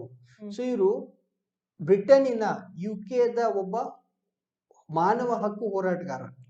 ಸೊ ಅವ್ರ ಹೆಸರಲ್ಲಿ ಈ ಒಂದು ಪ್ರಶಸ್ತಿಯನ್ನ ಕೊಡ್ತಾರೆ. ಯಾರು ಕೊಡ್ತಾರೆ ಅಂತಂದ್ರೆ ಸುಮಾರು 10ಕ್ಕಿಂತ ಹೆಚ್ಚು ಅಂತಾರಾಷ್ಟ್ರೀಯ ಸಂಸ್ಥೆಗಳು, ವಿಶ್ವ ಮಾನವ ಹಕ್ಕು ಆಯೋಗ ಇಂಥವ್ರೆಲ್ಲ ಇದ್ದಾರಲ್ಲ, ಅಂತ ದೊಡ್ಡ ದೊಡ್ಡ ಒಂದು ಸಂಸ್ಥೆಗಳು ಸೇರ್ಕೊಂಡು ಕೊಡುವಂತ ಒಂದು ಏನು ಅವಾರ್ಡ್ ಇದು, ಮಾರ್ಟಿನ್ ಎನೆಲ್ಸ್ ಅವಾರ್ಡ್ ಅಂತ ಹೇಳಿ. ಓಕೆ, ಸೊ ಇದು ನಮ್ಮ ದೇಶದ ಸ್ಟಿಯಾನ್ ಸ್ವಾಮಿ ಅಂತ ಇದ್ರು, ಅವರಿಗೆ ಈ ವರ್ಷ ಕೊಡ್ತಿದ್ದಾರೆ. ಮರಣೋತ್ತರವಾಗಿ ಅವ್ರ ನಿಧನ ಆದ್ರೂ ಅವರಿಗೆ ಕೊಡ್ತಾ ಇದ್ದಾರೆ. ಸೊ ಬಟ್ ಈಗ ಸ್ವಲ್ಪ ಲಾಸ್ಟ್ ನ್ಯೂಸ್ ಇದೆ, ಸ್ವಲ್ಪ ದೊಡ್ಡದಿದೆ. ಈಗ ನ್ಯೂಸ್ ಅಲ್ಲಿ ಏನಿದೆ ಅಂತಂದ್ರೆ, ನಮ್ಮ ಸರ್ಕಾರದವರು 2 ವಿಮಾ ಯೋಜನೆಯ ಪ್ರೀಮಿಯಂ ಮೊತ್ತವನ್ನ ಹೆಚ್ಚು ಮಾಡಿ ಆದೇಶ ಹೊರಡಿಸಿದ್ದಾರೆ. ಸೊ ಪ್ರೀಮಿಯಂ ಅಂದ್ರೇನು? ಈಗ ನಾವು ಇನ್ಶೂರೆನ್ಸ್ ಮಾಡಿಸಿರ್ತೀವ, ಇನ್ಶೂರೆನ್ಸ್ ಮಾಡಿಸಿದಾಗ ಪ್ರತಿ ವರ್ಷ ಇಷ್ಟಿಷ್ಟು ದುಡ್ಡು ಅಂತ ಕೊಡ್ಬೇಕು. ಅಂದ್ರೆ ನಾವು ಇನ್ನೂ ಇನ್ಶೂರೆನ್ಸ್ ಕಂಟಿನ್ಯೂ ಮಾಡ್ತಿದೀವಿ ಅಂತ ಹೇಳಿ ಪ್ರತಿ ವರ್ಷ ನಾವು ಆ ಇನ್ಶೂರೆನ್ಸ್ ಕ್ಲೇಮ್ ಮಾಡಬೇಕಾದ್ರೆ ಕೊಡುವಂತ ಮೊತ್ತಕ್ಕೆ ನಾವೇನಂತ ಹೇಳ್ತಿದ್ವಿ, ಪ್ರೀಮಿಯಂ ಅಂತ ಹೇಳ್ತೀವಿ. ಸೊ 2 ಒಂದು ವಿಮಾ ಯೋಜನೆ ಅಥವಾ ಇನ್ಶೂರೆನ್ಸ್ ಸ್ಕೀಮ್ ಏನ್ ಮಾಡಿದರೆ ಸರ್ಕಾರದವರು ಪ್ರೀಮಿಯಂ ಅನ್ನ ಹೆಚ್ಚು ಮಾಡಿದರೆ. ಒಂದು ಯಾವುದು, ಪ್ರಧಾನ ಮಂತ್ರಿ ಸುರಕ್ಷಾ ಬಿಮಾ ಯೋಜನಾ ಅಂತ, ಇನ್ನೊಂದು ಪ್ರಧಾನ ಮಂತ್ರಿ ಜೀವನ ಜ್ಯೋತಿ ಬಿಮಾ ಯೋಜನಾ ಅಂತ. ಇವ್ರದ್ದು ಹೆಚ್ಚು ಮಾಡಿದ್ರು. ಸೊ ಹೆಚ್ಚು ಮಾಡಿದ್ದು ಅದು ನಮಗೆ ಸಂಬಂಧ ಇಲ್ಲ. ಈ ಯೋಜನೆ ಬಗ್ಗೆ ಸ್ವಲ್ಪ ನಾವು ತಿಳ್ಕೊಳ್ಳೋಣ. ಸೊ ಏನಾಗಿದೆ, ಪ್ರಧಾನ ಮಂತ್ರಿ ಸುರಕ್ಷಾ ಬಿಮಾ ಯೋಜನೆ ಅನ್ನೋದನ್ನ 2015ರಲ್ಲಿ ಸರ್ಕಾರದವರು, ಕೇಂದ್ರ ಸರ್ಕಾರದವರು ತಗೊಂಡ್ ಬಂದ್ರು. ಈ ವಿಮಾ ಯೋಜನೆಯಲ್ಲಿ ಏನಾಗುತ್ತಪ್ಪ ಅಂದ್ರೆ, ಸಪೋಸ್ ಅಪಘಾತ ನಡೆದ ಸಂದರ್ಭದಲ್ಲಿ ಆಕ್ಸಿಡೆಂಟ್ ಆಯ್ತು. ಸೊ ಆಕ್ಸಿಡೆಂಟ್ ಆದಾಗ ಒಂದು ಗಾಯ ಆದ್ರೂ ಆಗ್ಬೋದು, ಇಲ್ಲ ಅಂತಂದ್ರೆ ನಾವು ತೀರ್ಕೋಬಹುದು. ಸೊ ಮೃತಪಟ್ಟಾಗ ಅಥವಾ ಗಾಯಗೊಂಡಾಗ ಅವರಿಗೆ, ಅವರ ಗಾಯಗೊಂಡ್ರೆ ಆ ವ್ಯಕ್ತಿಗೆ ಹೆಲ್ಪ್ ಆಗ್ಲಿ, ಮೃತಪಟ್ರೆ ಅವ್ರ ಫ್ಯಾಮಿಲಿದವ್ರಿಗೆ ಹೆಲ್ಪ್ ಆಗ್ಲಿ ಅಂತ ತಂದಂತ ಒಂದು ವಿಮಾ ಯೋಜನೆ ಯಾವುದು, ಪ್ರಧಾನ ಮಂತ್ರಿ ಸುರಕ್ಷಾ ಬಿಮಾ ಯೋಜನಾ. ಯಾವಾಗ ಸ್ಟಾರ್ಟ್ ಆಗಿತ್ತು? 2015ರಲ್ಲಿ. ಆಕ್ಸಿಡೆಂಟ್ ಆಗಿ ಪೆಟ್ಟಾಯ್ತು ಅಥವಾ ಮೃತಪಟ್ರೆ ಅವಾಗ ಯೂಸ್ ಆಗುವಂತ ಒಂದು ವಿಮಾ ಯೋಜನೆ ಇದಾಗಿತ್ತು. ಸೊ ಇಲ್ಲಿ ಏನಿದೆ ಅಂದ್ರೆ, ಪ್ರತಿ ವರ್ಷ ಇದರ ಪ್ರೀಮಿಯಂ ಎಷ್ಟಿತ್ತು? ಬರೀ 12 ರೂಪಾಯಿ ಇತ್ತು. 12 ರೂಪಾಯಿ ಇದ್ದಿದ್ದನ್ನ ಈಗ ಎಷ್ಟು ಮಾಡಿದ್ದಾರೆ? 20 ರೂಪಾಯಿ ಮಾಡಿದ್ದಾರೆ. ಯಾವ್ದು? ಪ್ರಧಾನ ಮಂತ್ರಿ ಬಿಮಾ ಸುರಕ್ಷಾ ಬಿಮಾ ಯೋಜನಾ ಅಂತ ಹೇಳಿ. ಸೊ ಇಲ್ಲಿ ಯಾವ ರೀತಿ ಕೆಲಸ ಮಾಡುತ್ತೆ? ಪ್ರಧಾನ ಮಂತ್ರಿ ಸುರಕ್ಷಾ ಬಿಮಾ ಯೋಜನೆ 12 ರೂಪಾಯಿ ಇದ್ದಿದ್ದು ಈಗ ಎಷ್ಟಾಯ್ತು? 20 ರೂಪಾಯಿ ಪ್ರೀಮಿಯಂ. ಒಂದು ವರ್ಷಕ್ಕೆ 20 ರೂಪಾಯಿ ಕೊಟ್ಟರೆ ಸಾಕು. ಸೊ ಇಲ್ಲಿ ನೀವೇನಾದ್ರೂ ಬ್ಯಾಂಕ್ ಅಲ್ಲಿ ಅಥವಾ ಪೋಸ್ಟ್ ಆಫೀಸ್ ಅಲ್ಲಿ ಸೇವಿಂಗ್ಸ್ ಅಕೌಂಟ್ ಅನ್ನ ಇಟ್ಟಿದ್ರೆ, ಬ್ಯಾಂಕ್ ಅಲ್ಲಿ ಯಾವ್ದೋ ಒಂದು ರಾಷ್ಟ್ರೀಕರಣ ಬ್ಯಾಂಕ್ ಆಗ್ಲಿ ಅಥವಾ ಪೋಸ್ಟ್ ಆಫೀಸ್ ಅಲ್ಲಿ ನಿನ್ ಸೇವಿಂಗ್ ಅಕೌಂಟ್ ಇದ್ರೆ ಪುಟಿ, ನಿನ್ನ ಏಜು 17ರಿಂದ 70 ವರ್ಷದ ನಡುವಿದ್ರೆ, ಅವಾಗ ಏನ್ ಮಾಡ್ತಾರೆ ಅಂದ್ರೆ, ನೀವು ವಾರ್ಷಿಕ ಪ್ರೀಮಿಯಂ ಅನ್ನ ತುಂಬಬೇಕು. ಅಂದ್ರೆ 12ರಿಂದ 20 ರೂಪಾಯಿನ ತುಂಬಬೇಕು. ಸೊ ತುಂಬಿದ್ರೆ ನೀವು ಇದರ ಸದಸ್ಯರಾದ್ರಿ ಅಂದ್ರೆ ಮತ್ತೆ ವರ್ಷಕ್ಕೆ 20 ರೂಪಾಯಿ ಕಟ್ಟಬೇಕು ಅಷ್ಟೇ. ನಿಮ್ದೇನು ಪೋಸ್ಟ್ ಆಫೀಸ್ ಅಥವಾ ಬ್ಯಾಂಕ್ ಇಲ್ಲಿ ಉಳಿತಾಯ ಖಾತೆ ಇದ್ರೆ ಅಲ್ಲಿಂದ ಕಟ್ ಮಾಡ್ಕೊಂಡ್ಬಿಡ್ತಾರೆ. 20 ರೂಪಾಯಿ ಕಟ್ ಮಾಡ್ಕೊಂಡ್ರು. ಮೊದ್ಲು 12 ರೂಪಾಯಿ ಕಟ್ ಮಾಡ್ತಿದ್ರು, ಈಗ ಎಷ್ಟು ಕಟ್ ಮಾಡ್ತಿದ್ರೆ? 20 ರೂಪಾಯಿ ಕಟ್ ಮಾಡ್ತಾರೆ. ಸೊ ಕಟ್ ಮಾಡಿ, ಈಗೇನೋ ಆಕ್ಸಿಡೆಂಟ್ ಆಯ್ತು. ಸೊ ಆಕ್ಸಿಡೆಂಟ್ ಆದಾಗ ಅಂಗವೈಕಲ್ಯತೆ ಉಂಟಾದ್ರೆ, ಸೊ ಏನೋ ಕೈಯೋ ಕಾಲು ಮುರಿದು ಅಂಗವೈಕಲ್ಯ ಉಂಟಾದ್ರೆ 1 ಲಕ್ಷ ರೂಪಾಯಿ ಪರಿಹಾರ ಕೊಡ್ತಾರೆ. ಇನ್ ಕೇಸ್ ಮೃತರಾದ್ರೆ ಏನ್ ಮಾಡ್ತಾರೆ, ಅವ್ರ ಫ್ಯಾಮಿಲಿಗೆ 2 ಲಕ್ಷ ರೂಪಾಯಿ ಕೊಡ್ತಾರೆ. ಸೊ ಅದು ಎದರಿಂದ? 20 ರೂಪಾಯಿ ಪ್ರೀಮಿಯಂ ಅನ್ನ ಪ್ರತಿ ವರ್ಷ ತುಂಬಿದ್ರೆ. ಸೊ ಎಷ್ಟು ವರ್ಷದವರು? 18ರಿಂದ 70 ವರ್ಷ, 18 to 70 ಇಯರ್ಸ್ ಇದ್ದವರು. ಇದು ಯಾವ್ದು? ಪ್ರಧಾನ ಮಂತ್ರಿ ಸುರಕ್ಷಾ ಬಿಮಾ ಯೋಜನೆ. ನೆಕ್ಸ್ಟ್ ಇನ್ನೊಂದು ಯೋಜನೆ ಅಂತ ಹೇಳಿದ್ವಿ, ಯಾವ್ದು? ಪ್ರಧಾನ ಮಂತ್ರಿ ಜೀವನ್ ಜ್ಯೋತಿ ಬಿಮಾ ಯೋಜನಾ ಅಂತ ಹೇಳಿ. ಸೊ ಇಲ್ಲಿ ಏನಾಗತ್ತಪ್ಪ ಅಂತಂದ್ರೆ, ಒಬ್ಬ ವ್ಯಕ್ತಿ ಮೃತ ಆದ್ರೆ ಅವರ ವಾರಸುದಾರರಿಗೆ 2 ಲಕ್ಷ ರೂಪಾಯಿಯನ್ನ ಕೊಡ್ತೀವಿ. ಇದು ಯಾವಾಗ? ಡೆತ್ ಆದಾಗ. ಓಕೆ, ಅಲ್ಲಿ ಗಾಯ ಆದ್ರೂ ಅಥವಾ ಅಂಗವೈಕಲ್ಯ ಆದ್ರೂ 1 ಲಕ್ಷ ರೂಪಾಯಿ ಸಿಗ್ತಾ ಇತ್ತು. ಇಲ್ಲಿ ಡೆತ್ ಆದ್ರೆ ಅವರ ವಾರಸುದಾರರಿಗೆ ಎಷ್ಟು ಕೊಡ್ತಾರೆ? 2 ಲಕ್ಷ ರೂಪಾಯಿಯನ್ನ ಕೊಡ್ತಾರೆ. ಸೊ ಈ ಜೀವನ್ ಜ್ಯೋತಿ ಬಿಮಾ ಯೋಜನೆದಲ್ಲಿ ಏನಿತ್ತು, ಇಲ್ಲಿ ಪ್ರೀಮಿಯಂ ಮೊತ್ತ ಮೊದಲು 330 ರೂಪಾಯಿ ಇತ್ತು, ಇದನ್ನ 436 ರೂಪಾಯಿಗೆ ಹಾಕ್ಸಿದ್ದಾರೆ. ಸೊ 330 ಇದ್ದಿದ್ದು ಈಗ ಎಷ್ಟು ಹೆಚ್ಚಾಯ್ತು? 436 ಆಯ್ತು. Okay. ಪ್ಲಸ್ ಇಲ್ಲಿನೂ ಕೂಡ ಬ್ಯಾಂಕ್ ಅಥವಾ ಪೋಸ್ಟ್ ಆಫೀಸ್ ಅಲ್ಲಿ ನಿಂದು ಸೇವಿಂಗ್ ಅಕೌಂಟ್ ಇದ್ರೆ ಏಜ್ ಎಷ್ಟು 18ರಿಂದ 50. ಹಿಂದಿಂದ ಎಷ್ಟಿತ್ತು 18ರಿಂದ 70 ಇತ್ತು. ಈಗ 20 ವರ್ಷ ಇಳಿಸಿದ್ರೆ ಅಂದ್ರೆ 70 ವರ್ಷ ಇದ್ದಿದ್ದು ಈಗ 50 ವರ್ಷಕ್ಕೆ ಇಳಿಸಿದ್ರೆ ಯಾವ್ದ್ರಲ್ಲಿ ಪ್ರಧಾನ ಮಂತ್ರಿ ಜೀವನ್ ಜ್ಯೋತಿ ಬಿಮಾ ಯೋಜನಾ ಅಂತ ಹೇಳಿ. ಸೊ ಹಿಂಗಾದ್ರೆ ನೀವೇನ್ ಮಾಡ್ಬೇಕು 436 ಅಥವಾ ಇದು ಸಾರಿ ಈಗ 436 ರೂಪಾಯಿ ಇದನ್ನ ಕೊಡಬೇಕು. ಸೊ ಕೊಟ್ಟಾಗ ಮೃತರಾದ್ರೆ ಅವಾಗ 2 ಲಕ್ಷ ರೂಪಾಯಿ ಪರಿಹಾರ ಯಾರಿಗೆ ಸಿಗುತ್ತೆ, ಅವರು ನಾಮಿನೇಟ್ ಮಾಡಿದ್ದು ಅಥವಾ ವಾರಸುದಾರರಿಗೆ ಸಿಗುತ್ತೆ. ಓಕೆ, ಸೊ ಇದನ್ನ ನಾವು ಏನ್ ಮಾಡ್ತಿದ್ವಿ ಪೋಸ್ಟ್ ಆಫೀಸ್ ಅಥವಾ ಬ್ಯಾಂಕ್ ಮೂಲಕ. ಹಿಂದೆ ಇದೇನಿತ್ತಲ್ಲ ಪ್ರಧಾನ ಮಂತ್ರಿ ಸುರಕ್ಷಾ ಬಿಮಾ ಯೋಜನಾ, ಅಲ್ಲಿ ನಾವು ಹೆಂಗ್ ಸೇರ್ಕೊಂಡಿದ್ವು ಅದೇ ತರ ಇಲ್ಲಿ ಇದಕ್ಕೂ ಸೇರ್ಕೋಬಹುದು. ಓಕೆ, ಸೊ ಪುಟ್ಟಿ ಇವತ್ತು ಸ್ವಲ್ಪ ಲೇಟ್ ಆಯ್ತು. ಹೌದು. ಸೊ ಅಪ್ಲೋಡ್ ಮಾಡೋದು ಮೋಸ್ಟ್ಲಿ 9-9:30 ಆಗುತ್ತೆ ಅಂತ ಅನ್ಕೊಂಡಿದೀನಿ. ಸೊ ನೋಡೋಣ, ಸಾಧ್ಯ ಆದಷ್ಟು 9:00ವರೆಗೆ ಕ್ಲಾಸ್ ಅನ್ನ ಅಪ್ಲೋಡ್ ಮಾಡಕ್ ಟ್ರೈ ಮಾಡ್ತಿದ್ದೀನಿ. ಸೊ ಸ್ವಲ್ಪ ಲೇಟ್ ಆದ್ರೆ ಇವತ್ತು ಸಹಕರಿಸಿ. ಸೊ ಅದ್ರ ಜೊತೆಗೆ ನಿನ್ನೆ ದಿವಸ ನಾವು ವಿದ್ಯಾರ್ಥಿ ಪ್ರಭುತ್ವದ ಒಂದು ಕ್ಲಾಸ್ ಅನ್ನ ನಿನ್ನೆ ಫಸ್ಟ್ ಮಾಡಿದ್ದೆ, ಇವತ್ತು ಮಾಡ್ಬೇಕಿತ್ತು, ಇವತ್ತು ಸ್ವಲ್ಪ ಲೇಟ್ ಆಯ್ತು. ಸೊ ಅದಕ್ಕೆ ವಿದ್ಯಾರ್ಥಿ ಪ್ರಭುತ್ವದ್ದು ಕ್ಲಾಸು ಸ್ಟಾರ್ಟ್ ಆಗಿದೆ, ಅದನ್ನು ಕೂಡ ನೋಡಿ ಅಂತ ಹೇಳ್ತಿದ್ದೀನಿ. ಸೊ ಫೈನಲಿ 1 ನಿಮಿಷದಲ್ಲಿ ಮುಗಿಸ್ಬಿಡೋಣ.